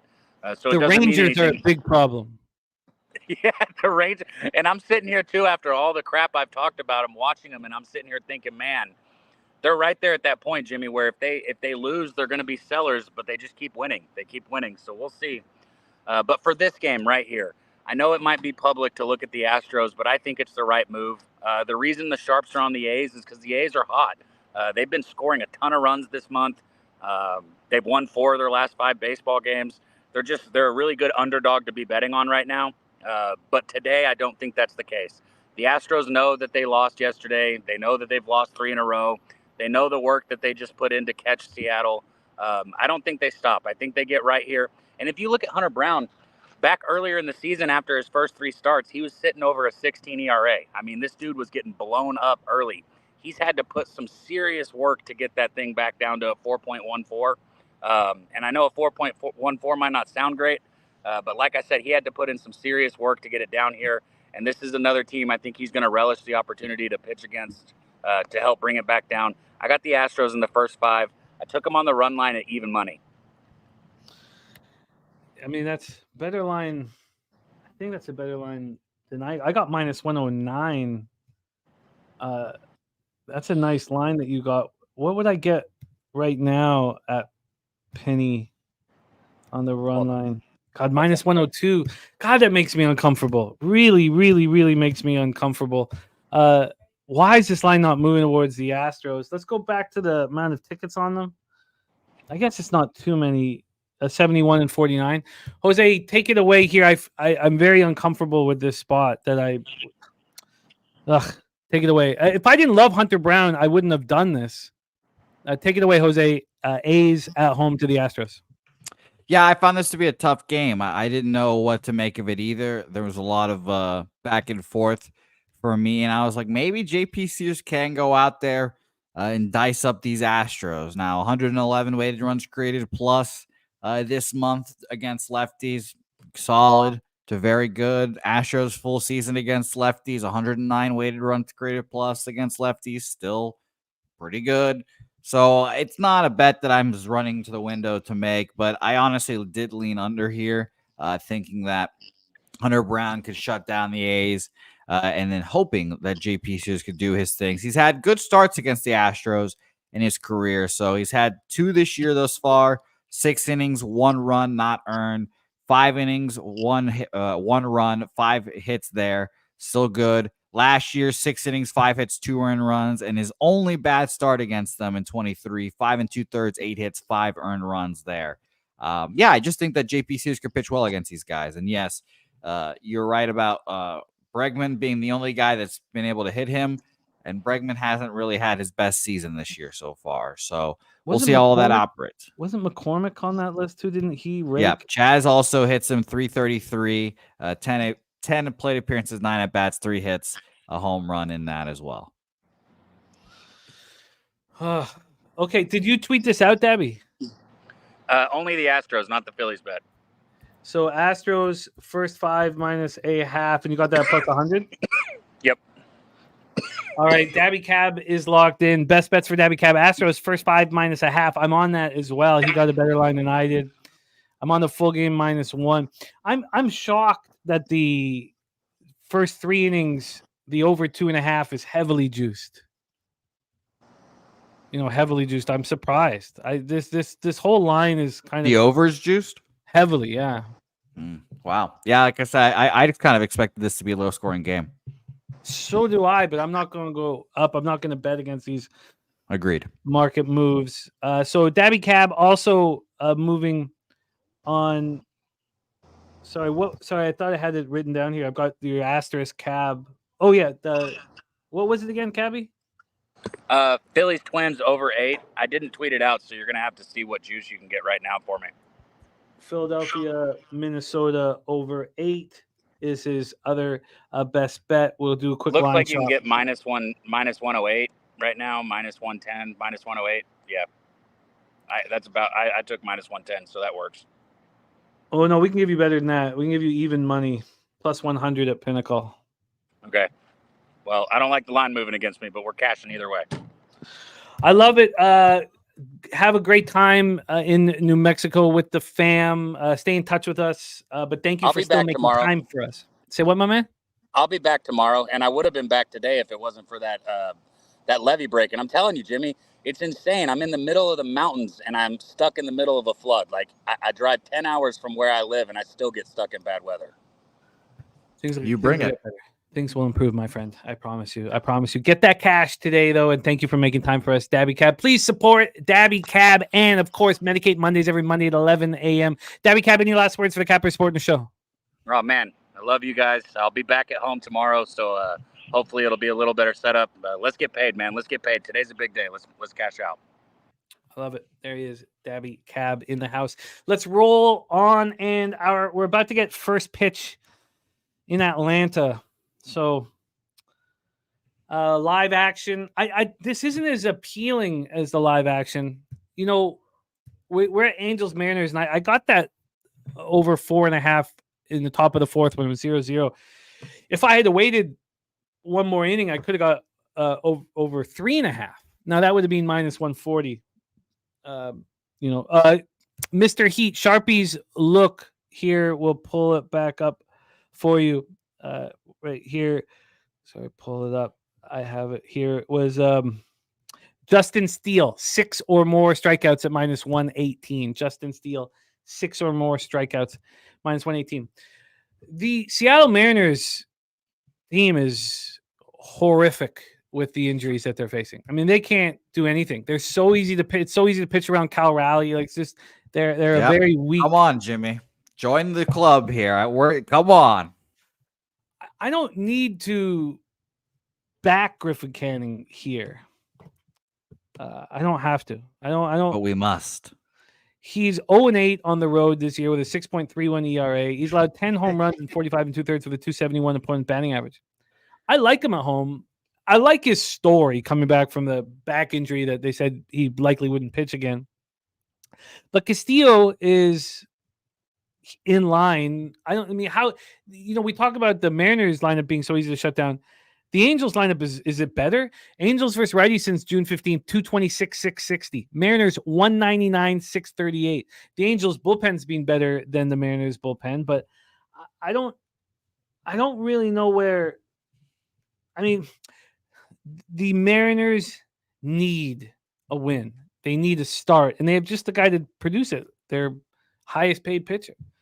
63 Fahrenheit, 6.8 miles per hour out to right field. And when we get to the line history here for this one, we have this total at 7.5, juice to the under. This was a 7, and I was surprised. Now, this opened up at 1 in the morning. This opened up at 7.5. Pinnacle opened up at 7 because it went from 7.5 down to 7, and then back up to 7.5. My thinking yesterday, obviously there was 2 much better pitchers on the mound, but they just shut down their opponents here, and now they were coming back off of a long break. I just thought that they were vulnerable. I don't feel the same thing here. This line is moving towards the Angels from plus 162 to plus 148. I just don't. I did not find this game appealing here. We have 17% of tickets, 32% of cash on the Angels, and on the total, 66% of tickets, 67% of cash on the over. Take it away for us here, Jose. Angels manners. Give me the motherfucking Angels here. Seattle overvalued. Luis Castillo overvalued, as I've said for many a times here. Now, if you look at Luis Castillo's last 2 starts against the Angels, you're going to start shaking in your boots. 6 shutout innings, 7 shutout innings. This last 6 shutout innings start, though, on 7-11. 6 innings, 4 hits, no runs at the Angels. Very recently, zigzag theory comes into play here, and I think Luis Castillo gets touched up here. And yes, Justin, I will take your stake bet at plus 1.5. Justin, no problem. Done. I'll even offer you a second stake bet on top of that, Justin, because I'm such a great guy on the money line, too. Double or nothing stakes here, perhaps, for you, Justin. Canning and the Angels win this ball game. Think he pitches well.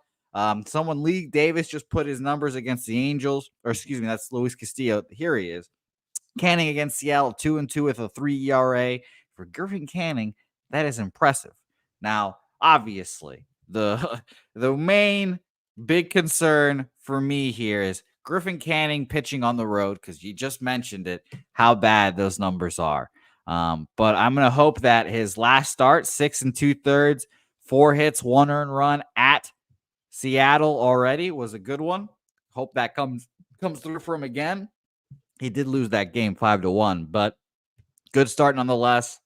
And I hope that he comes through for me here today. So Angels, full game money line on my card. They are at plus 148 for me. Wow. And plus 148 is yeah. Wow. I'm going to have to be off it. But B. Lee liking the stake bet alert. So we have a lot of stakes on today's card for Jose. Can you remind us of your stake action here? Well, Cab forgets he owes me one already for the Dallas Mavericks. So let's not forget that. But Sure. Yeah, Cab has stake bet me. He's taken the Red Sox. I'm on the Rockies. Very opposite of what I usually do. And I've doubled up stakes here against Justin.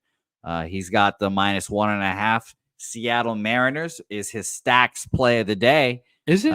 By the way, as well. My bad. Yes, it is. Stacks. Of course. I talked about that off the top. Mariners on the run line at plus 128. You're going up against stacks. Stacks, stacks, stacks, stacks, stacks, stacks, stacks,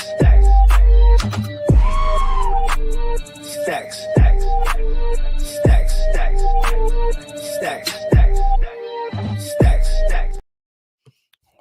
Wow. That is a much better video than this one. Everybody in the audience, now listen to me carefully, is being given a special package, and I don't want you to open it. Do not open it.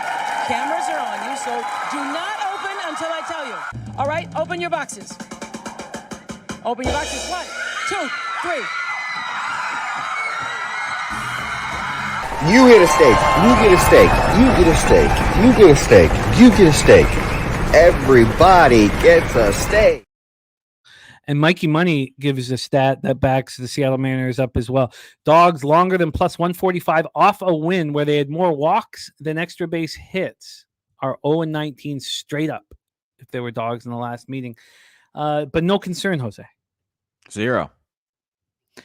You do owe Nuke Worker a stake. Nuke, don't worry. You'll get that at Public-Palooza. Yeah. God, I'm still so fucking angry about that.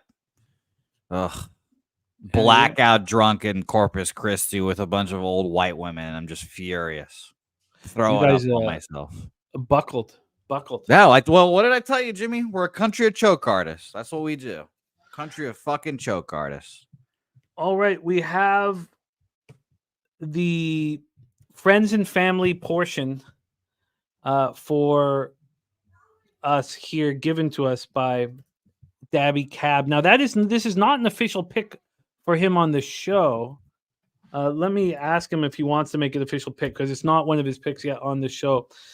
Troy Torrance says backing Griffin Canning to complete this sweep is silly. Troy loves talking shit about my bets, and then when that happens, my bets cash and I stay silent. But Troy, I love you.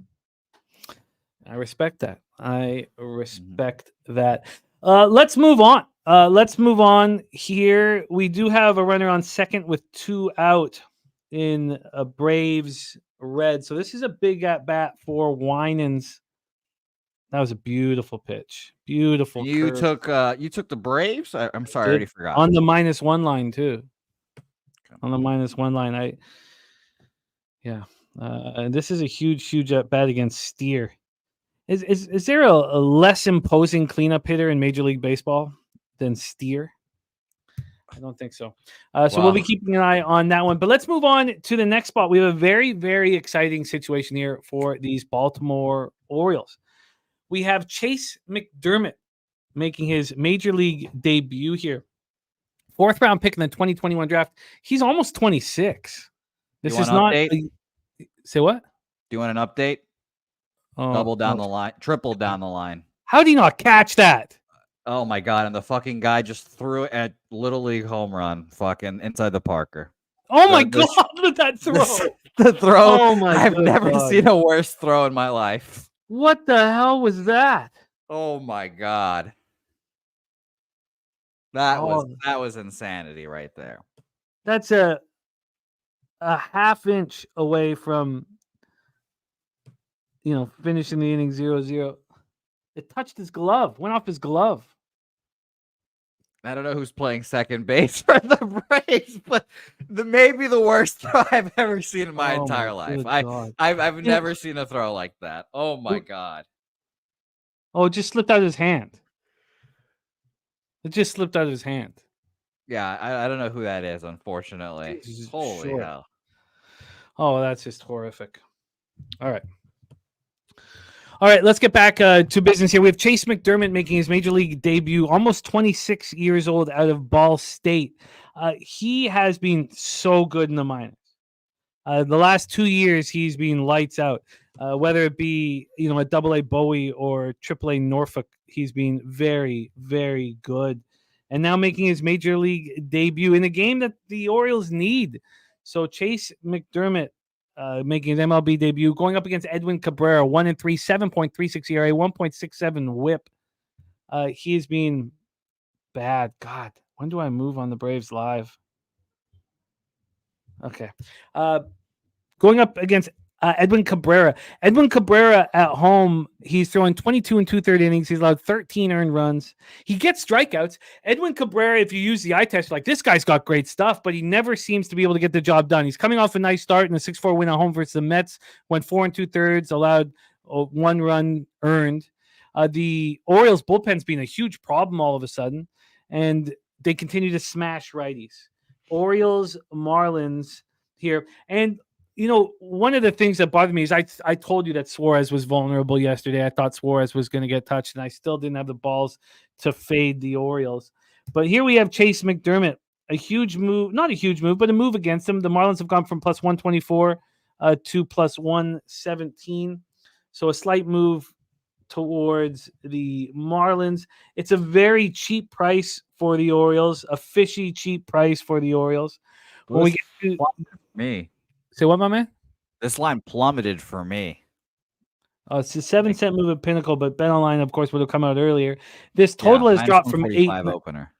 Wow. 8.5 to 8. The total has dropped. And then when we get to the cash flow for this spot, 82% of tickets, 77% cash on the over, and it's dropped a half run. And then 67% of tickets, 67% cash on the Orioles, and lines moving away from them. Take it away, Jose. Orioles, Marlins. Yeah.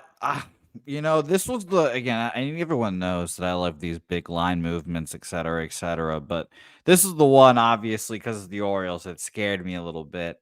They opened up at minus 145, down 15 cents. They won yesterday, and you mentioned it, how he was vulnerable. And I was like, man, why don't we just bet an over in that game if we thought that guy was vulnerable? But it was I don't know. I'm just kind of going back and forth on what I think Chase McDermott versus Edward Cabrera could be here. So I think I'm just going to end up staying off. I'm going to watch Chase and see how he does here. Crazy that you can spell Chase this way as well, but whatever. But I ended up just staying off this game. Like I said, I think the Marlins are very live, but I don't know. I just breaking rules today about the home dogs. So no action here for me in this game. No, yeah, I'm Kelly McKinnon saying over. Kelly, it's very fishy move to the under. Very, very fishy. It makes me nervous for over bettors in this one. It's telling us that we should bet the under, is what it's telling us. 82% of the bets and 77% of the money on the over. It is saying bet the under in this game. I would agree with you. God, maybe that's a move that I should make here. What are your expectations of Cabrera here?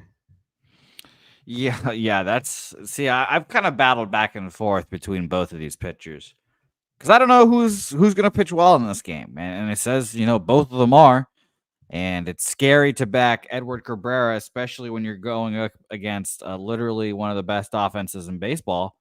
In the Baltimore Orioles here. His last, few starts have been, well, I would say last few, but like he gave up 7 earned runs to Cincinnati, but he followed that up with, is that a home run? Was that a home run? Was that a foul ball? I got worried for you there.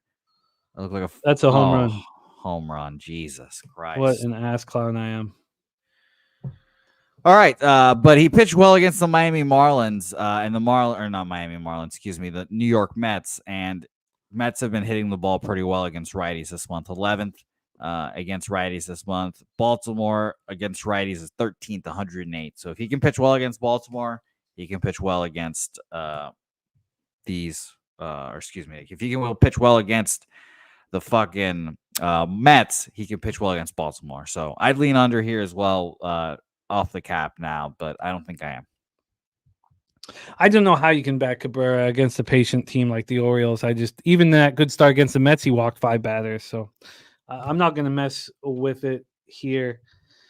And action cashing for Reds backers, Lee Davis, Justin McKelvey, all Winans getting touched. God, Winans, what a breakdown. Goes off the outfielder's glove to get out of the inning and it can't deliver. Plus 3.5 available for any Braves backers. I guarantee you, Winans is just thinking, what a fucking ass clown that second baseman is for making that throw. That's all he's thinking about. Like, what the fuck was that? No. That wouldn't he would have just held him. He wouldn't have got an inside the park home run at the fucking very least. Yeah. I don't think it matters enough, man. Fucking okay, I'm not going to move on this. I can't trust Cabrera, but they're certainly telling us that there's going to be a excellent start. McKelvey already cashed Reds team total over 3.5, but red alert. We have a red alert. Your grandma is wearing your sister's panties again. Play of the day, locked and loaded here for our guy Mikey Money. It is Minnesota Twins in the under 8 at plus 256. Nice. The Minnesota Twins with you. and the under 8 at plus 256. Oh, that doesn't look real. What? That does not look real. No. Yeah.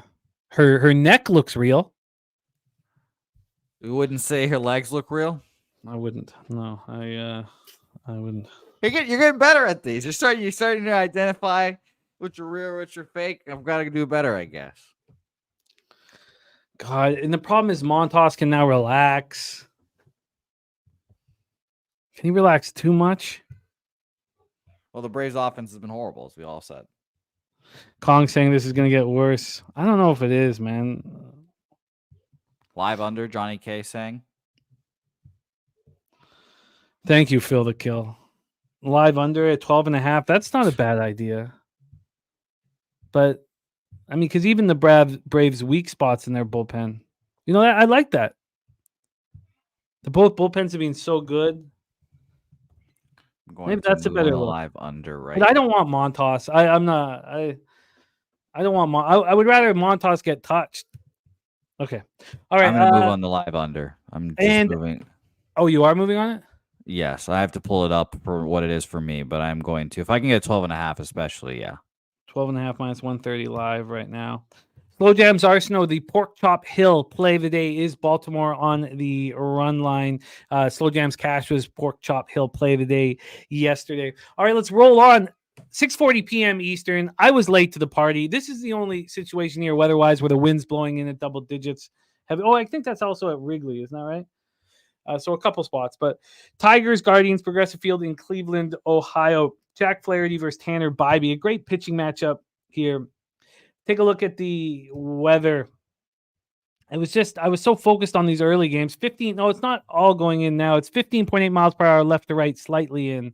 Let me get a refresh here and see if that's changed at all. It looks like the weather is moving, and it starts dying. Oh yeah, and it starts dying off earlier now. So it is in. It is in 15.1 miles per hour, but within an hour, it's 12.1. Within an hour of that, it's 8.9. So it gets easier as the game goes on. This total is sitting at 7 minus 108 to the under. It opened up at 7.5 and lasted there till 10 p.m. 10 p.m. Then it moved to 7. On the money line here, on the money line, we have the Guardians at minus 140. They opened up at minus 141, so we've had no movement there. Let's get to the cash flow for this spot. Here we go. We have 24% of the tickets, 27% of the cash on the Detroit Tigers, and Flaherty's been so good.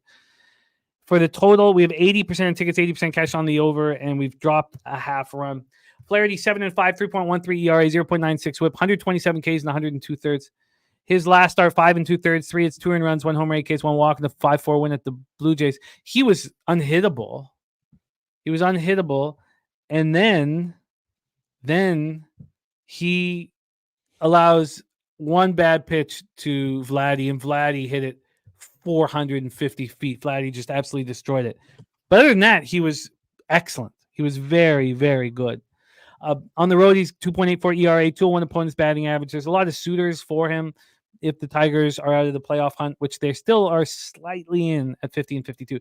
Tanner Bybee coming off a great start at home versus the Padres. Consecutive home starts. At home, he's not been that good. 4-2, 4.19 ERA, 234 points batting average, but 62 Ks and 53 2/3 is strong. Only allowed 5 jacks. Guardians aren't hitting righties, 238, 681 OPS. Tigers first righties, 239, 728 OPS. And the Guardians bullpen's been great all year long. So here we go. Jose Bouet, take it away. Tigers, Guardians. Under 12.5 minus 115 is what I officially have. Just so everyone knows on that live bet there. So that's official. I think Montas is vulnerable, man.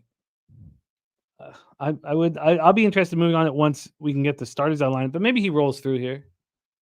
But this is a big pitch and something has happened. So it's a runner on first. Let's see if you get your double play ball, or are we going to have action here? Let's see. Something has happened. Base it up the middle. So 2 guys on, no outs. Oh, and the guy in the outfielder fucking bobbles it, so guy goes to third as well. Great. All right, we're playing sloppy baseball here in Atlanta right now. But this game, it's a very interesting game. Obviously, I mean, you read off that line movement, and it definitely had me interested in the Tigers here. It's a huge game for the Tigers. They know that. We look at the standings right now. They are obviously a shitload of games back, but this is like a team you got to catch, and they're playing them, and especially when you're 3-7 in the last 10. If you're the Guardians, 7-3, I think the Tigers are live here, and I think they could come out with a win here. It's, I was hoping to cap it with everyone and hopefully feel a little better about betting them here. 76% of the bet, 72% of the money on them, and the line going down. Bet Online opened this up at minus 144. Now I'm on minus 138. Actually, I need to refresh here because I'm actually seeing minus 143 now. So right back up to where it was. So, I do think they're live, like I said, but I think I'll just end up staying off. I don't know what it is. And you mentioned that double-digit wins on blowing in as well. If we're going in a low-scoring battle here, give me the Guardians all day of the week because their bullpen is just better. They just kind of play those kind of games. So I'm going to stay off here. I want the Tigers. Robert Franklin already bet them. Troy Torrance saying, holy shit, the Guardians versus right-handed starters have been awful. Yeah, they've been terrible. And it's getting worse every day. Yeah, I don't mind anyone that bets the under in this game for sure. Tigers or the under would be my bets in this game. I think Flaherty's just going to mow them down. I just need a run. Let's see if we get a nice price difference here. I'm going to have to get off my live here. Let's see if we get a nice price difference with the first 5 and full game. I think that'd be a nice sign. And I'll just see if there's been some market move. Flaherty's just been lights out. Now, I don't want to go up against. Oh, okay. What happened? They're not a double play. Ozuna beat it out, but 4-1. All right. Tigers are plus 115 first 5, plus 130 full game. That should be expected. Has there been a market move here? Let's grab this. Has there been a market move? First 5. I think Tigers first 5 is going to be on my card. Bobby's not been good against the Tigers. I just need him to be a little bit susceptible. First 5 has gone down to gone down to plus 110 and lower at some books. 10-cent move there. This is all this morning. Yeah, I'm gonna take the Tigers first 5. Tigers first 5 here. And I'll see what the price is for a first 5 plus a half. What's up? No, I just looked at the first 5 movement as well, from minus 140 down to minus 132 at a friend at Bet Online. And the weird part about it was at minus 148 at one point, and then just plummeted down to minus 130. In the opposite direction. Yeah. So I'll probably join you here. First 5 Tigers here. I don't like I said, I don't like that and that should be a double play ball. Oh, Ellie, you son of a fucking bitch. What happened? Double play ball, perfect for him. He throws it, and I think it's a shitty call, but he basically dropped the ball, and if they review it, they might get Ozuna on second base because he fucking barely even caught the ball. So it'll be 1 out with a guy on second and first. BJ, I think this is a perfect spot for Tigers backers. 24% of the tickets and 27% of the cash. The Guardians are public, and they're not doing anything against righties. And the Guardians are 3-7 their last 10, not playing well recently. Yeah, there's no fucking shot that's a catch. So there's going to be a guy on second and first, 1 out here. So that's very annoying. But Tigers first 5 going to be on my card as well. All right, Martin Perez just mowed through the Cardinals pretty easily. You can also get the Tigers first 5 plus a half at a decent price. I might even do both here. Flaherty looks so locked in right now, and he'll mow through these Guardians. All right, let's roll on to the next spot on the board. 6:45 p.m. Eastern. We have the San Diego Padres 53-50, 27-22 on the road to the Washington Nationals, 47-54, 23-25 at home at Nationals Park in Washington, D.C. Let's get into. Oh, shoot. Sorry. Before we do that, we have a moment where we can just take a breath. We can take a breath and enjoy the ribeye play of the day. It is Gunnar Henderson. Gunnar is the ribeye play of the day from Mikey Money.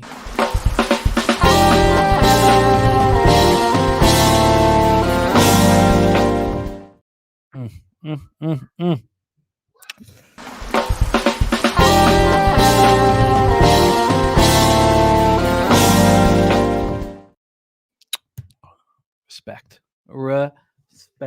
All right, we have Gunnar Henderson as the ribeye play of the day from Mikey Money. That's at plus 200. the ribeye play of the day. Let me make sure that's copied and pasted here for all of us. All right, let's roll on. Matt Waldron is, I mean, is he the ace of the Padres staff? Is that what's happened here? Apparently, shit. I mean, record-wise, you wouldn't look at it, but knuckleball's working. 5 and 9, 3.59 ERA, 1.16 WHIP, 99 strikeouts over 112 and 2/3. Last start, 6 innings, 6 hits, 1 earned run, 5 Ks, no walks, 7-0 loss at the Guardians. Just like Troy's talking about, the Guardians are just doing nothing against righties. Waldron just mowed them down. On the road, he's been better than he's been at home. On the road, 3 and 4, 2.97 ERA, 16 2/3, 226 opponents batting average. He's only allowed 5 home runs over those 16 2/3. Going up against Mitchell Parker, he's had a great season. He's a real deal. 3.90 ERA, 1.14 WHIP. We haven't seen him since July 13th, though. And he got lit up in that start. 2/3, he only made it through 5 earned runs. Now, the boys came back to win it for him, 6-5, but he got lit up. It was at Milwaukee. He's been lights out at home, 3 and 1, 2.82 ERA. He's been off for a long time, and I'm not sure what that does for him. If that hurts him, I am not sure. A lot of people liking San Diego, Johnny K, Jerry Davis, DC Capper. Let's take a look at the line history here on this one. And by the way, Jerry Davis has gotten over looking at the kebabs, and you have to. Jerry Davis, at some point, you have to suspend a little bit of belief for us, because at times there's more importance in a image than what is being cooked. Only here, probably only here. Let's get into this one, though. Waldron, first 5. We know how bad the Padres bullpen, Jose, now has been the worst in Major League Baseball since June 15th. That's saying a lot to be worse than the Rockies this time of year. There's been no movement on this first 5 over at Will Hill. It came out just at 9:45 this morning. At Bet Online, there has been movement towards the Nationals and Mitchell Parker. On the total for this one, we have, here we go on the total. Oh, shit, that's first 5. Sorry, my fault. Let me go to full game.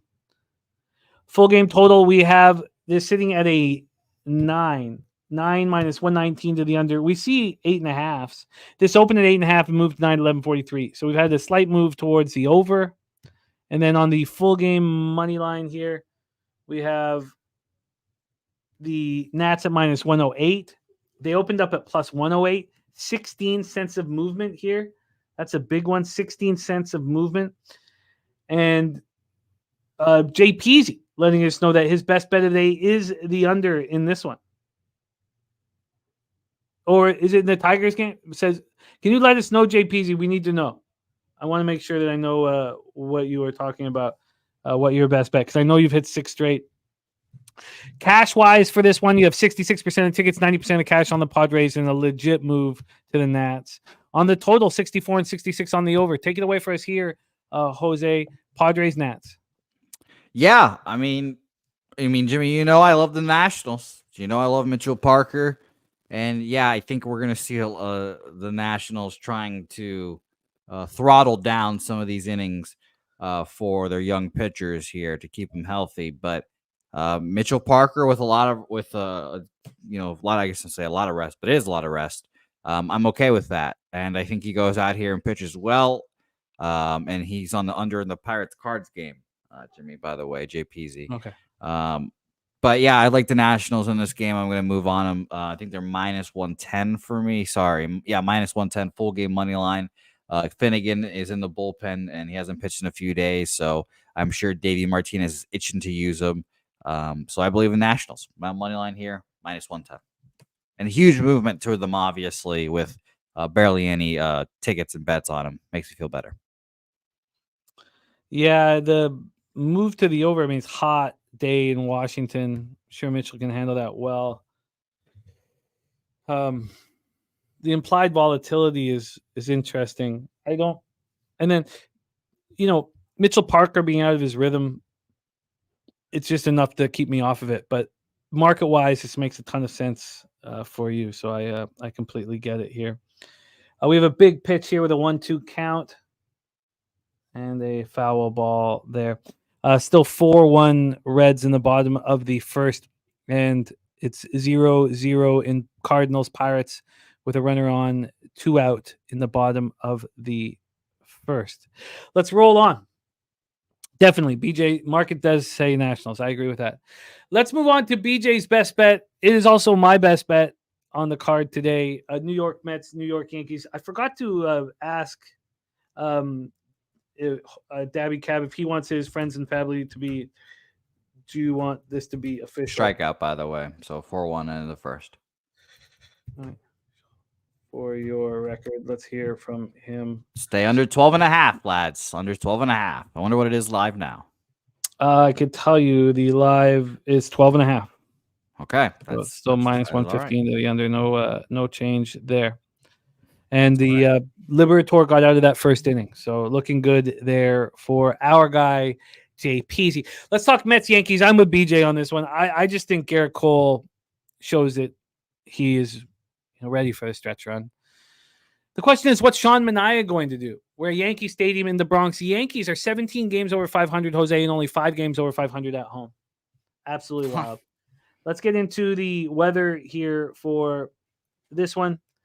In the Bronx, 78 Fahrenheit, 6.5 miles per hour in, stays between 6.5 and 5.5. Let's get into the line history here. I was hoping that there was going to be a move towards the Yankees. I bet this before it was even available at Pinnacle, and there has not been said move. No movement at all. Unbelievable. And then on the total for this one, we have it sitting at 8.5 minus 111 to the over. This opened up at 8, half-run move towards the over. Let's get to the cash flow for this one. We have 50-50 on the ticket count on the total. 61% of the cash is on the over. On the money line, we have 84% of tickets and 80% cash on the Yankees. This is very uncomforting, or discomfort. A lot of discomfort, I should say. On both my looks, Astros, Yankees coming in, the line's not moving towards them, and the public is on them. Sean Manaea's last start, 5 earned runs over 5 innings and 6-4 loss at the Marlins. On the road, he's been great all year. 3-1, 3.10 ERA, 217 opponents batting average. He's only allowed 2 jacks over 49 and 30. He's been great.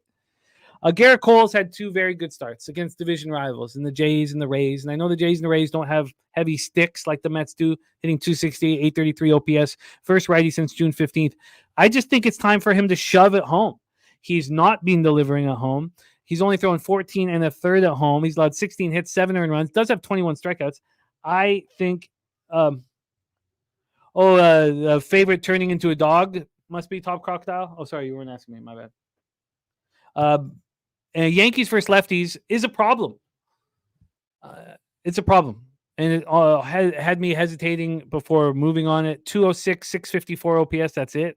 The Mets bullpen has been horrific. 5.25 ERA, 1.42 whip. We saw them under pressure last night. Maton looked great. That was a good pickup. Take it away for us here, Jose. Yankees, Mets. Yeah, I find this to be a difficult game, but the more we talk about it, the more the under was appealing to me. But the issue obviously being that the market's kind of trickling up to the over. So I think I'm going to end up staying off. I don't know what to really expect from the Yankees against lefties is the real thing. Their numbers are horrible. Manaea, 5 shutout innings already against the Yankees this year once on the 26th of last month. So I just don't know what to expect, really. I kind of do think he shoves. But like I said, all the money, or I'd say all the money, a rare 50-50 cash ticket split on the total here. 61% of the money on the over. The line is, again, moving towards the over a little bit. So I guess I like the under, but if I had if this went from an 8.5 to an 8, I'd probably be on the under. But the market's just not jiving with me, I guess. So I'm staying off. But under would be my bet. Yeah, I was surprised. And if they're going to say that there's volatility here, I just don't think it comes from Cole. I feel like he's ramping up to start being the best pitcher in the league. But I've been trying so hard not to make gut bets. And this was a gut bet on both Hunter Brown. That was a thing of beauty by Winans. What a beautiful pitch. All right, let's move on. 7:07 p.m. Eastern with the Tampa Bay Rays at Toronto Blue Jays. Zach Eflin is the most Jekyll and Hyde pitcher road in home splits that we have in the league. On the road, 2-5, 5.52 ERA, 286 opponents batting average. He just doesn't deliver. coming off a 6-1 loss at the Yankees. Now, obviously, the Blue Jays are an easier task, but we have Yariel Rodriguez, who seems to be rounding into form since coming back from the IL. He's only throwing 14 innings in his career at home at the Rogers Center, 2.57 ERA, a 235 opponent's batting average.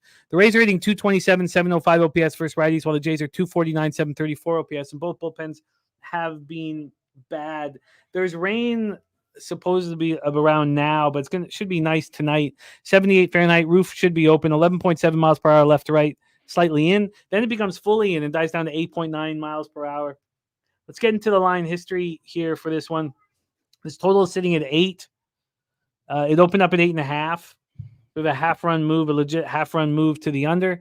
And on the money line, here we go on the money line. We have the Jays at plus 103. They opened up at plus 101. So we basically had no movement on it at all. Winans looked great in that inning. It's too bad he looked so bad in that first inning, or got unlucky, or whatever. He allowed the homer. 35% of tickets, 74% of cash on the Jays. Line at a standstill, basically. 43% of tickets, 47% cash on the over. So there is over 50% of bets on the under in this one, and in the Rangers game, and in the Royals game. We've not seen that, so we're going to see that three games in a row until we get to the finale. Take it away for us here, Jose. Jays, Rays. Yeah, honestly, I opened up and I was like, man, the Jays seem very appealing here to me. I'm one of the few guys, I guess, that believes in Yariel Rodriguez.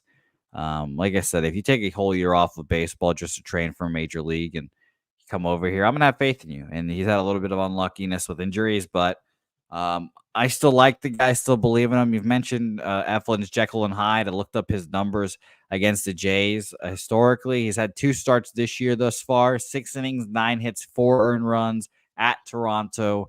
At home, 5 2/3, 6 hits, 6 earned runs there as well. So both just bad starts this year. His one before that, 7 innings, 6 hits, 1 earned run last year, but just doesn't seem to be the same pitcher.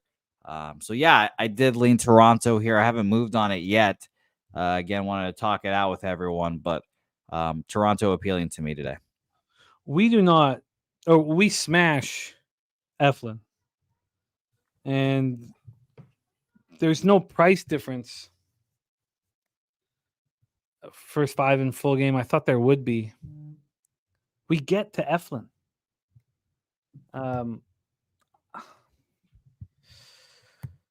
I like the Blue Jays first 5.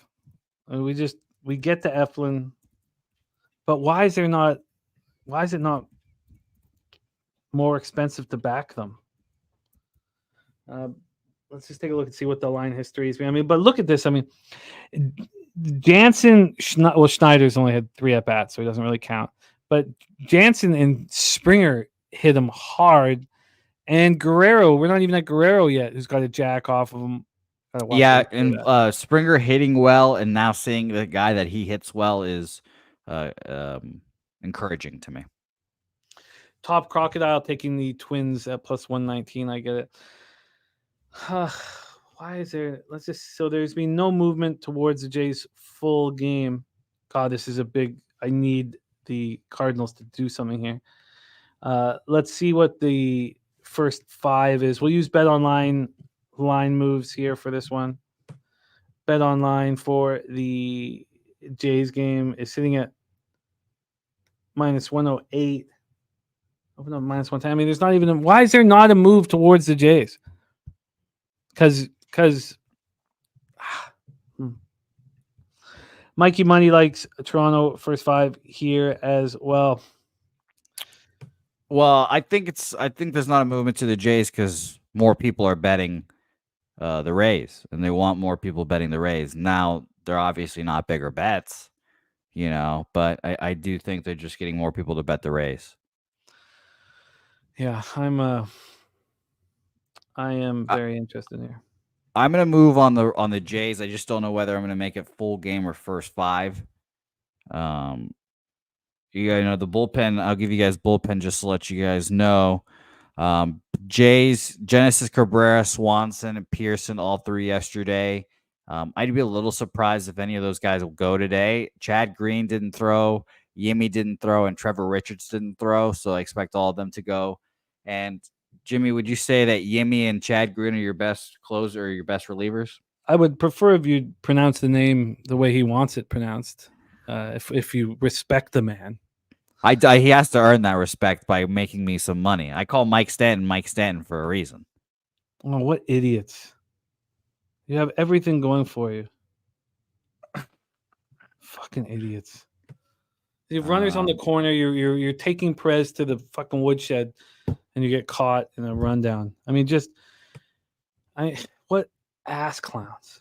Just what you come back. If you come back to the bench, I open hand slap you in front of your teammates. I mean, what are you doing? What are you possibly thinking? What more do you need? I mean, just fucking idiots. All right, 5 difference.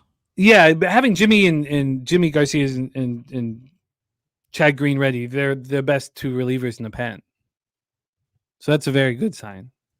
Yeah, so I'll take a full game. But in saying that, I still think the volatility is that. I guess you're right. If they got both those guys available, I mean, Jimmy's still coming off the IL, so we haven't been pitching him back-to-back games and things like that. But I think the biggest advantage is Rodriguez over Rodriguez at home against Eflin on the road and what we do to him. I think. So, by the way, Rays bullpen, just so we know and everyone is aware, they're pretty gassed, to be honest. Sean Armstrong's not going to go 34 pitches. Manuel Rodriguez threw, or Manuel, I should say, probably 18. Kevin Kelly threw 6. Pete Fairbanks threw 11, and Jason Adam threw 14. All 3 yesterday.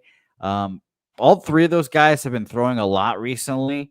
RotoWire does this thing. If they've thrown like over 30 pitches in the last 3 days, they're in orange, or if they go over 40, they start getting to the red. So kind of gives you an indication of who's going to go and who doesn't go. There's 3 guys in that bullpen that has not thrown a lot. Colin Poche, Edwin Uchia, I don't know how to say his name, obviously, and Garrett Clevenger, who I expect to see today. They haven't worked in a few days since Sunday. And like I said, those guys in the front end of the bullpen for the Rays have been used up. So I think this is like a, semi bullpen advantage to the Blue Jays here, just based on who's available. So that's why I'm going full game here. By the way, single I don't know how the guy got on first, actually. I'm assuming it's a single, but double here. And there was now guys on second and third, 1 out for the Atlanta Braves. Montas is a problem. I should be in the driver's seat of this bet, which clearly, obviously, I'm not. But Zach Short, by the way, is that second baseman. Zach Short, double. Yeah. I should have moved on that 3.5, but whatever. 11.5 is the total now, according to our slow. It's not 13.5. 13.5. That is not good. But it's heavily juiced to the under, -140. So you just got to get a strikeout here. Okay, let's roll on. 8:05 p.m. Eastern with the Chicago White Sox, 27-76, 10-42 on the road. Texas Rangers, 49-52, 27-23 at home at Globe Life Field in Arlington, Texas. Roof will be closed.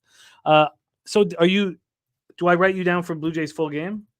Yep, full game plus 101. Okay, so I'm going to be first 5. Single up the middle, 3-2. You mean 4-3? Yes, sorry. And you get the second on it. Dickhead didn't go to second, so that sucks. Oh, he didn't. You're right. I had it listed as second, but I guess, yeah. Irritating. I would have liked to have picked up that live liquid cash, but okay. Stay calm. Let's roll on. 8:05 p.m. Eastern, we have the White Sox, Rangers, Chris Flexen, Nate Eovaldi. Flexen 2-9, 5.22 ERA, 1.40 WHIP. I'm telling you, though, as soon as Montas is out of this game, then I think we move on the under. And these bullpens are very good. So I'll be watching it here. God, these are like the fucking Braves. No names. Who the fuck is Nacho Alvarez Jr.? Frankie, get some fucking outs. Chris Flexen versus Nate Eovaldi. Brother Goggle says, did they go over the A's game? Yeah, we go in order. It's a tricky one, but both Dabby Cab and I are on the Astros. I've doubled up on them. First 5 in full game, -0.5, -1. He's on them first half first 5 minus half, but I'm very nervous about it. The market's given me no confidence with it. All right, let's roll here. Flexen last start, 7 earned runs at the Royals. He's been bad. He's actually, he's a pitcher I kind of like character-wise, but he's just never been able to deliver, and he's been passed around the league. On the road, he's allowed 8 home runs of 41 and 2/3 with a 256 opponent's batting average. Nady Eovaldi coming off a 9-1 loss at home versus the Orioles. He looked bad. This is a great bounce back opportunity for him. He's been great at home this year.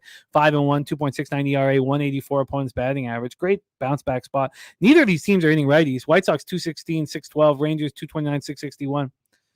And White Sox bullpen 4.46 ERA, 1.39, whip being a little bit better. We have a cash cow situation here for Troy Torrance. By the way, Ixnil Slaughter just touchdown in the land. Going to meet up with this guy, have a drink or 3. I love it, Ixnil. Take some pics, man. So let's talk about the line history here. Look, the Benintendi homer, I had like a legit bet over a unit on the Rangers on the -1 line, and that Benintendi home run, I was just like, what? Everything that was going wrong, everything that could go wrong went wrong. Let's get to the line history here. Full game. Sorry, 1 second. Here we go. Full game here. We have Eovaldi at -253, opening up at 240, 13 cents of movement. And on the total in this one, we have an 8 plus 102 to the under. By the way, Dabby Cab is going to make his friends and family spot official for his record keeping, so we'll talk about that here right at the end of the show. This total opened up at 8. It got up to 8.5. It took a while. Got up to 8.5 at 9:30 this morning. It's come back to 8. We've still had 4 cents of movement towards the over. And then when we get to the cash flow for this one, 60% of tickets, 55% cash on that under. It's very strange to see these 3 games with actual money and tickets on the under. And when we get to the cash flow for the side, 94% of tickets, 98% cash on the Texas Rangers. Take it away for us here, Jose. White Sox Rangers. Yeah, I definitely feel better about my under bets when there's all the money on the over. I'll tell you that. I stayed off this game. It's, I love Nathan Eovaldi. I've got this sick fantasy in my head, Jimmy, that the Red Sox trade for Nathan Eovaldi back. And it's just, my fanboy dreams. But I just kind of like Chris Flexen too. And though the Rangers have been hitting, I kind of leaned under, honestly. But this was a complete day off game for me. Troy Torrance did put up the cow. So it is a cash cow spot for him. So maybe a Rangers money or Rangers run line. And yes, that was good luck, good vibes. The cow cat was good vibes, Troy. So maybe I'll put it in today. Rangers -1.5. We'll see though. Yeah, I don't. The Rangers aren't hitting righties enough, but this seems like a very simple bounce back spot for Eovaldi. I mean, it's probably a good spot for the under. But I don't want to go there either, so I'm going to be off of this spot. It's probably the legit cash cow that will cash, but all right, let's move on. I find this next game very, very, very interesting. Arizona Diamondbacks, Kansas City Royals, we're Coppin Stadium in Kansas City, Missouri. Ryan Nelson starting to step up, starting to pitch better. And Michael Wacha has been very good at home this year. He's only allowed 2 home runs over 45 and 2/3.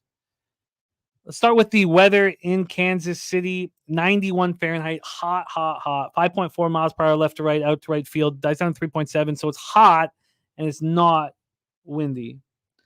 Let's get to the line history here. This total is a 9. It did get up to 9.5 at one point at 10 a.m. this morning, but opened up at 9. Last night at 7. We've had 10 cents of movement towards the under 9. Let's get to the money line here for this one here. On the money line, we have the Royals at -119. They opened up -122, so we've had a very slight 3-cent move to the Arizona Diamondbacks. Then let's get to the cash flow for it. The Royals have 71% of the tickets and 65% of the cash. It's a surprise. I guess it's not. I think that Wacha at home is very consistent. But I was a little surprised. 71% of tickets and 59% of cash on the under. I mean, when was the last game we saw 71% of tickets on the under? I mean, it's been a long, long time.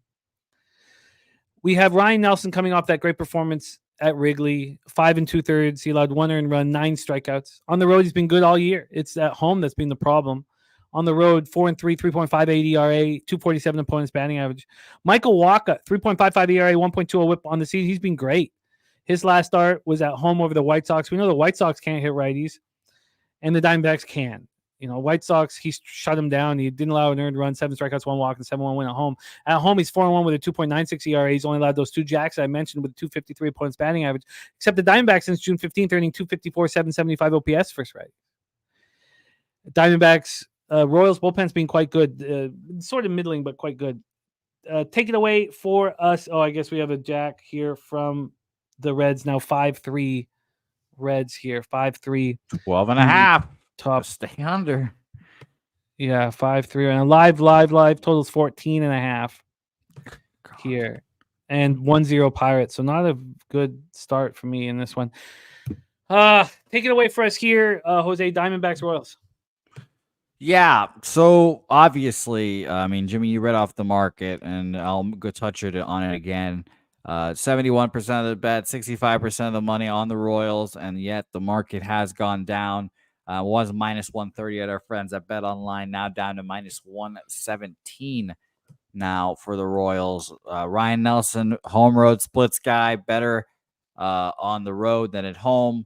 Give me the Arizona Diamondbacks here. He was on the Royals yesterday. They cost me, obviously. So now I'm on the Diamondbacks today, plus 107 for me.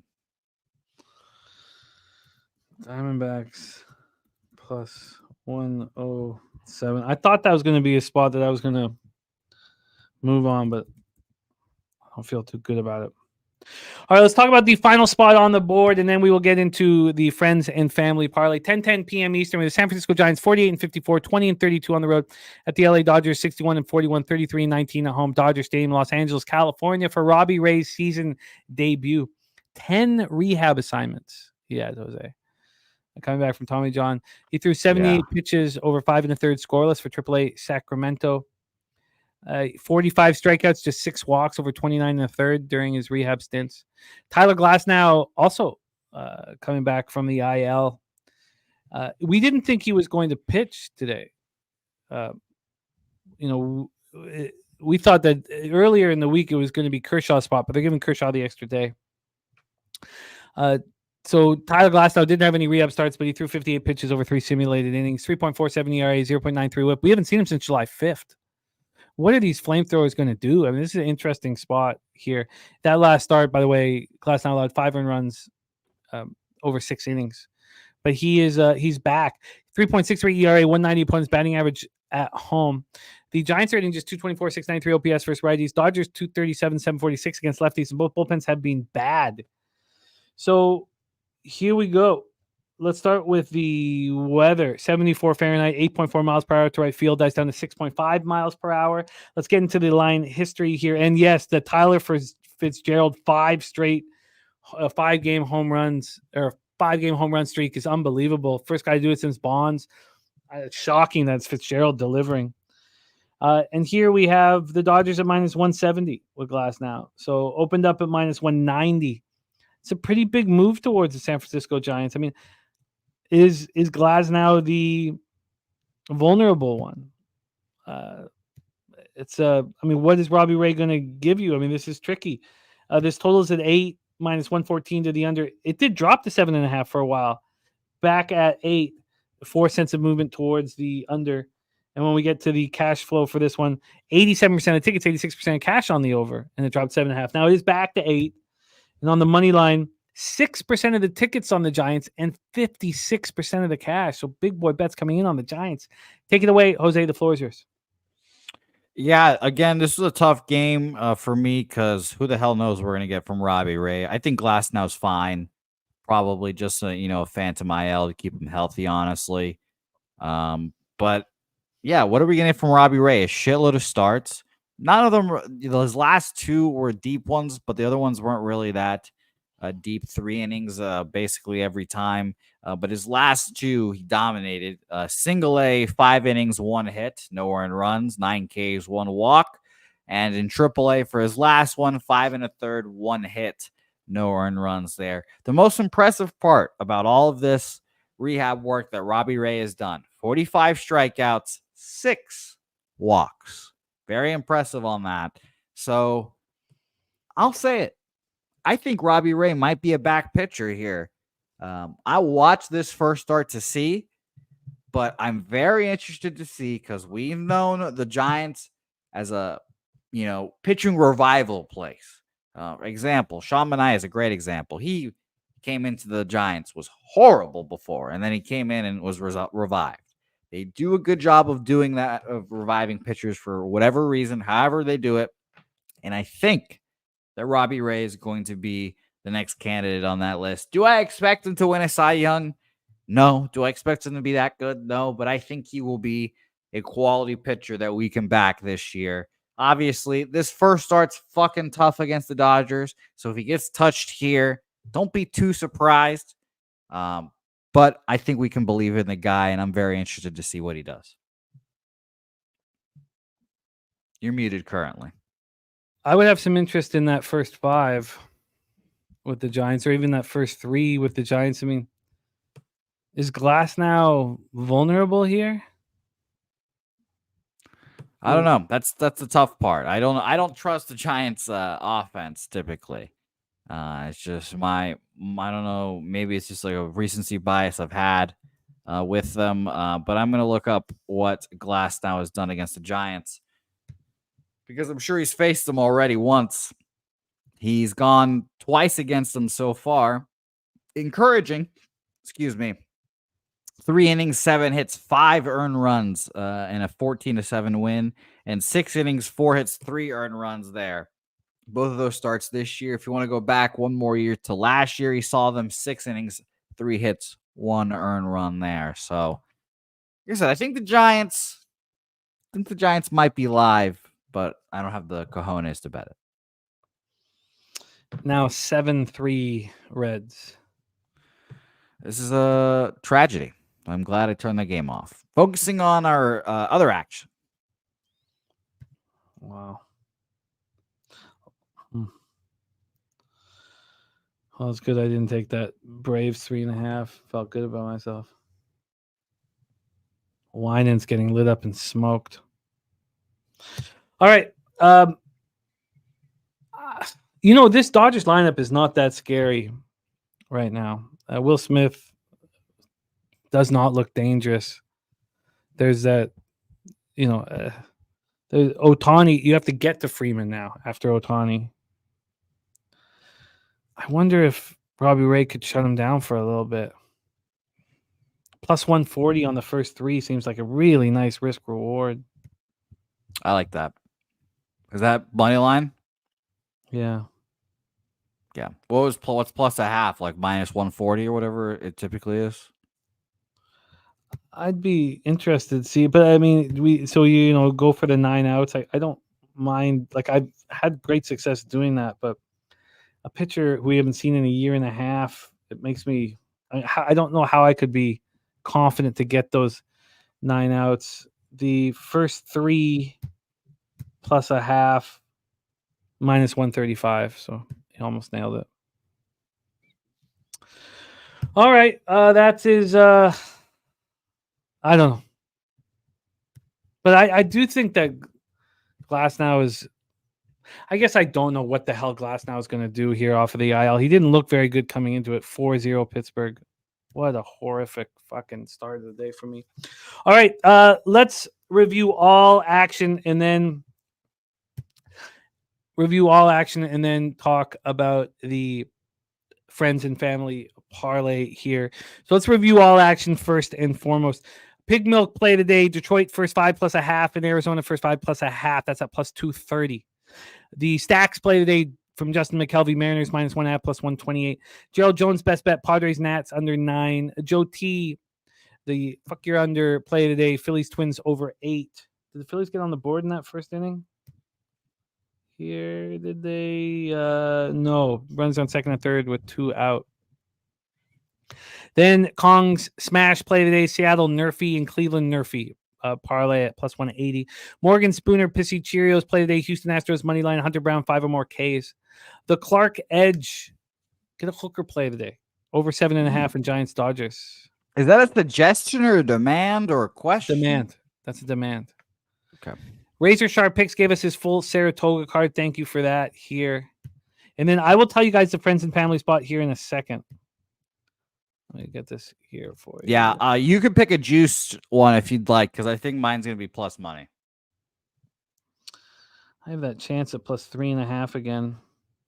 So the Braves have gone to their bullpen, which is very good. You know, I want to do it. I'm going to do it. Sorry, a sec. Do your thing. Do your thing. I'll quickly go over my card while you do that. Braves, Reds under 12.5 is going to be a loser there. The live bet. Phone. I got to get my phone to do it. Sorry, I'll be right back. Do your thing. Do your thing. Tigers first 5 money line plus 112.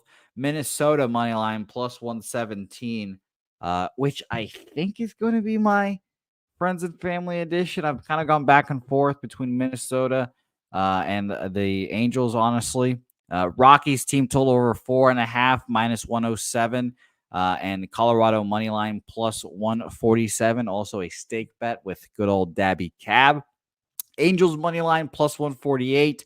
Washington Nationals money line minus 110. Arizona money line plus 107, and Toronto Blue Jays money line at plus 101 there. So it's going to be very exciting to see what this happens here. And I'm glad that the Twins got out of the jam. I didn't realize the Twins game has already started here, so that's very good there. But I'm very interested to see how all these lines move, obviously, at the end of the day here. But I'm going to refresh one more time my odds page to see if I can give out.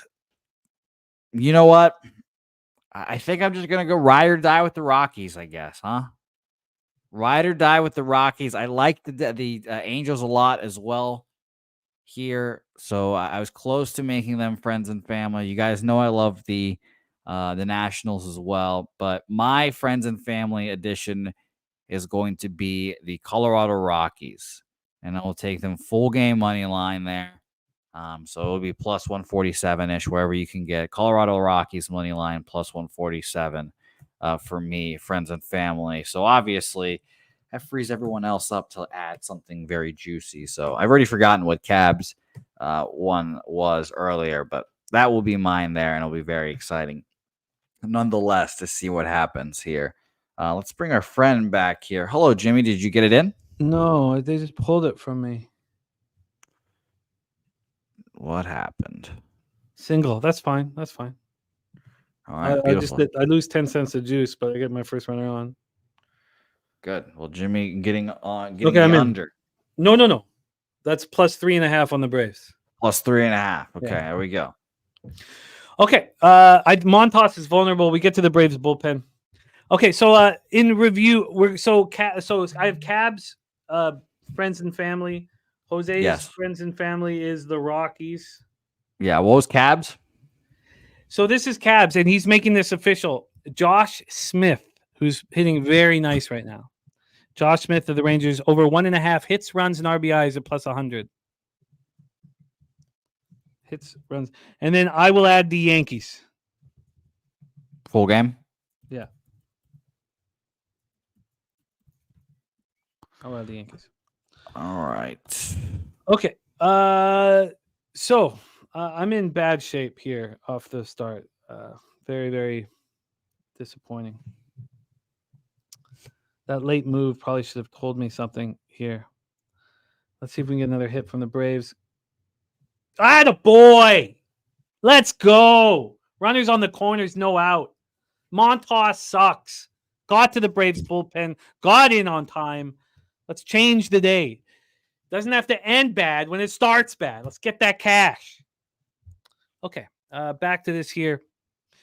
Your grandma's wearing your sister's panties again. Play today. Minnesota in the under 8. Only the freshest. That's from Mr. Tomatoes. Only the freshest play of the day is Phillies money line. Cabs on Philadelphia, Minnesota over 8. And Ron Crawford spreadsheet dog play of the day is the Minnesota Twins. And we've not given our friend Ron Crawford the love that he deserves. What a monster. 26-18. He's given us 44 bets. He's up 15.81 units. Shout out to Ron Crawford.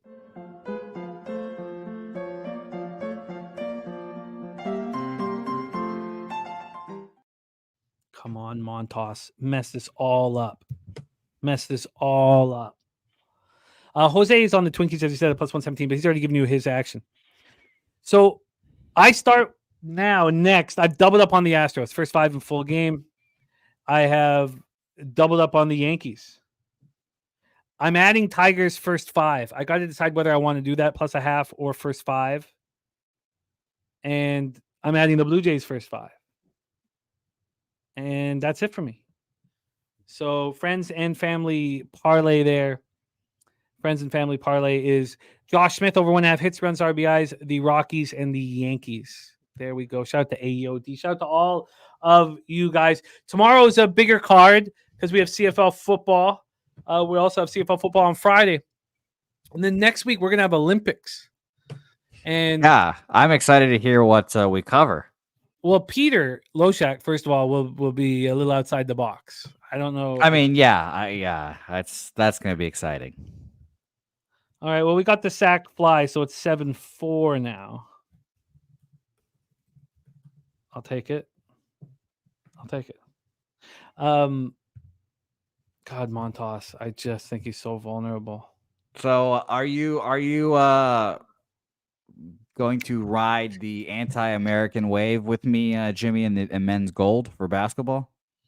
No, they played so badly in the setup games that you wanted them to dominate in those games. Yeah, South Sudan was hilarious, but yeah, we talked about it last week or whenever, 2 weeks ago. Minus 600 then, at minus 750 now. Wow, wild, because they didn't look very good. No, I don't know what I'm going to do. I mean, that 15.5 for Serbia is a lot. I mean, immediately, and I've got to study it more. And we can just talk about the opening round here quickly, because there was spots that certainly jumped out at me. First off, I thought Spain plus 5.5 against Australia was quite appealing.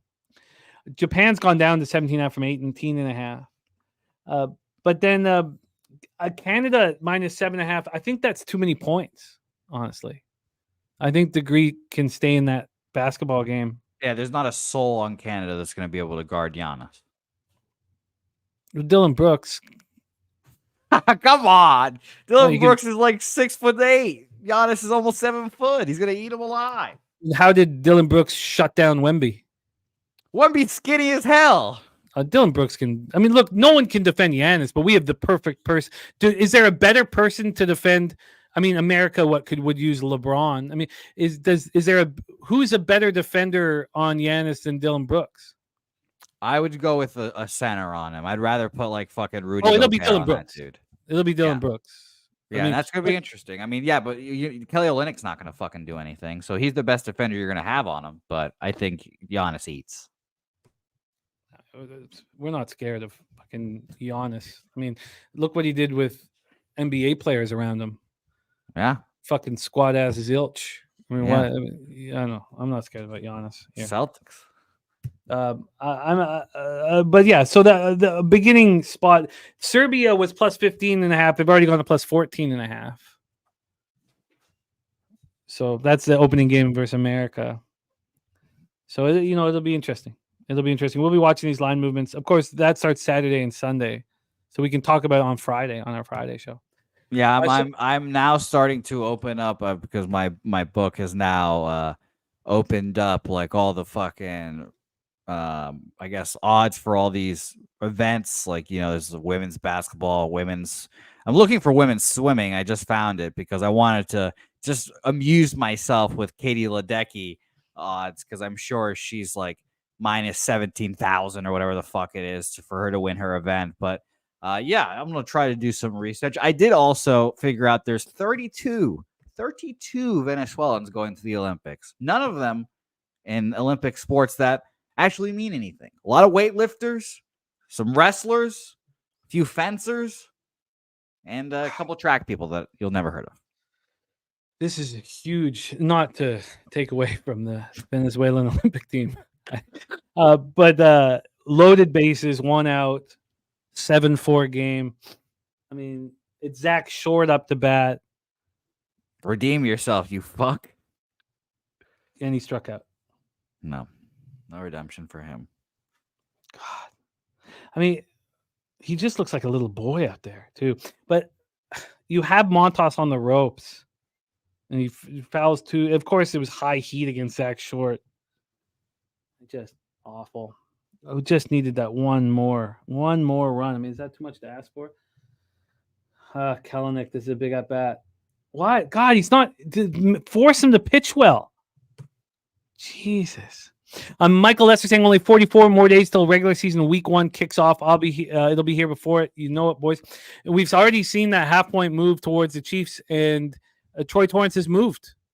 He has moved on the Ravens and the under. I did see that. I admittedly got a chuckle out of that, Troy. I did get a chuckle out of you immediately fading the Chiefs. I don't obviously know if it's a good bet, but the content did make me laugh. I think the Ravens and the under is very appealing in week 1. There's a ton of appealing spots. Like, the under definitely is appealing. I'll tell you that. And shout out to Troy for opening my eyes to the like 4.5s or whatever it is. Like you'd rather bet a team at 4.5 than 3 or something like that. But it is good, Troy. Troy, you made fun of my bet earlier, Troy. You said my bet was not good earlier. This is what you get. This is what you get, Troy. Come on. But I do love you. Oh, God. Go. Oh, you bums. You had him on the ropes. Absolute bums.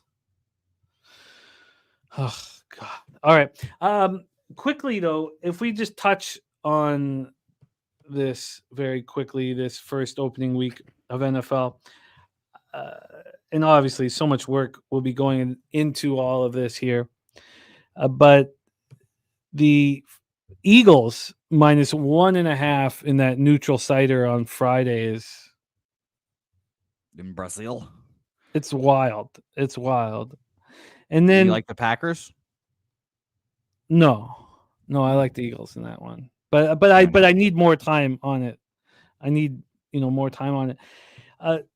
Then the Colts at home as a dog against the Texans in week 1, I find very appealing. Yeah, healthy Anthony Richards, and you won't get many of those potentially. I find that very, very appealing. So at this point, I guess I stop there. I'm surprised the Chargers are over a field goal favorite against the Raiders. That surprises me.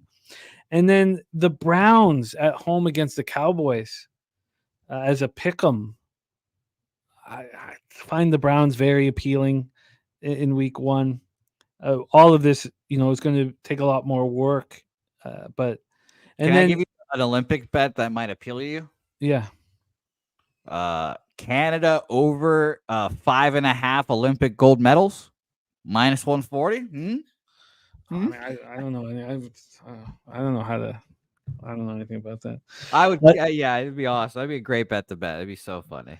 Steven Fehrenbach saying the Tampa Bay Bucks week 1 very sexy. I don't know. That 4 is a lot. That 4 is a lot to me. One thing that jumped is these totals are so low. Like, I don't remember a year starting out with totals this low. Panthers Saints 40.5 in the Superdome. I mean, that's 40. Then we're going to get to a 39.5 in week 1. The Vikings Giants is 41.5. Patriots Bengals 42.5. Broncos Seahawks 42. The Commanders Bucks 41.5. So we're starting very, very low. Steven Fehrenbach saying a rookie quarterback on the road in Tampa going to get stomped out. I just don't see Tampa as a team that is going to win by margin. If stomping them out would be, you would take the team total under for the Commanders rather than anything else. But it's going to be fun. It's going to be fun. We're not far away from Bankroll Blitz as well. That is our show for today. We've got nothing without you guys. Thank you so much. AOD, Troy Torrance, Johnny K, Stephen Fehrenbach, Mikey Money, Slow Jams, Arsenault, Justin McKelvey, Old E, the Dapper Capper, Joey Marinaccio, the Sweaty Butcher, Three Eyes, Wendy Wednesday Brave says Three Eyes, Michael Lester, thank you guys, Lee Davis, Top Crocodile, Jay Peasy, thank you all. Truly, truly thank you for all of your support here. And 1-0 Phillies, says Kelly McInnes. So that was a tough one to stay off of here. I do think that I'll have interest in this under in Atlanta as soon as Montas is out. I don't see how Montas starts the next inning. They're going through the 2-3-4 in the lineup. The only part of the Braves lineup that's I would be surprised as well if he went next. This would be the what is it? Third time through now? Third time seeing him? Yeah. Yeah, I would be a little surprised. Yeah, I don't think it happens. Good luck to all of you guys, and thank you so much for all of your support, my friends. Thank you so much. Oh, it's not 1-0. Oh, sorry, Troy. Sorry, I was going. Okay, yes, you're right, 0-0. But they're threatening again, Troy. Keep your head up, man. Keep your head up. We know the fluctuations that we have in baseball, the roller coaster ride. Jose can talk about his last 48 hours. I mean, yeah, and then this whole season, at one time I was up 24 units, and another time I was down 20 units, and now we're back down like 2 units for the season. But yeah, just up and down, and you just have to accept it and roll on. It's a battle. You have to do your best to not let the losses hurt too much, but it's a very long season. Oh God, what a bum. All right. Yeah, and by the way, beware if you're betting on Olympic soccer. You probably didn't see this, Jimmy. Argentina and Monaco played, or Morocco, excuse me. Argentina, first of all, fans stormed the pitch, the whole deal, but they scored a goal in like the 119th minute and added time. Fucking people stormed the field again. Bottles were thrown, everything. And then two hours later, they VAR'd, reviewed it, and took the goal off. So Morocco won 2-1. Oh, that's funny. Yeah, be careful out there, guys. Be careful out there. But we got to get that cash. And there's just so much on the line. And that the coming back into it after taking a few days off, it's tricky. Yeah. So, success is paramount. And you don't want to be chasing. It feels like that's, what I'm up to right now after this poor decisions on the Braves. APZ knows the stakes are high. Out. God, Cruz is fast, man. That kid can fly. The stakes. Oh, come on. Okay. We got a lot of screaming and yelling to do. So thank you guys so much for your support. Also, check out our website, pubsportsradio.com. Look what Swiggy's done. It's pretty exciting. You see everybody's action. You see consensus action. So check it out. But let's get that cash. UPK Ayashiola in the house to shut us down with a homer parlay today. Judge Otani and Jake Berger. Jose. Oh, he didn't get to the bag, did he? If he did, he's safe for sure. Got to be safe. UFC contest is up there for UFC 304. Jose, can you bless our action and take us to the future? Yes, of course. Shout out to you guys, everyone that watches, especially you, Troy. Love you, Troy. Good luck, my guy. I hope you cash. And all the bets that aren't against me, my man. But I wish you luck. And I know once that football season comes, I know you'll shine, especially there. But don't forget to check out Dutch Boy Fresh's NCAA videos previewing every team in the ACC right now. He is on NC State today. It's going to be a lot of fun. Talk about them, break them down. So tune in then. A quick 3-4 minute video. So check out Dutch on our YouTube right now. Support us in any way you can. Memberships, buying merch, any way you can. We appreciate you guys. And let's go get some fucking money and leche. Los bookmakers.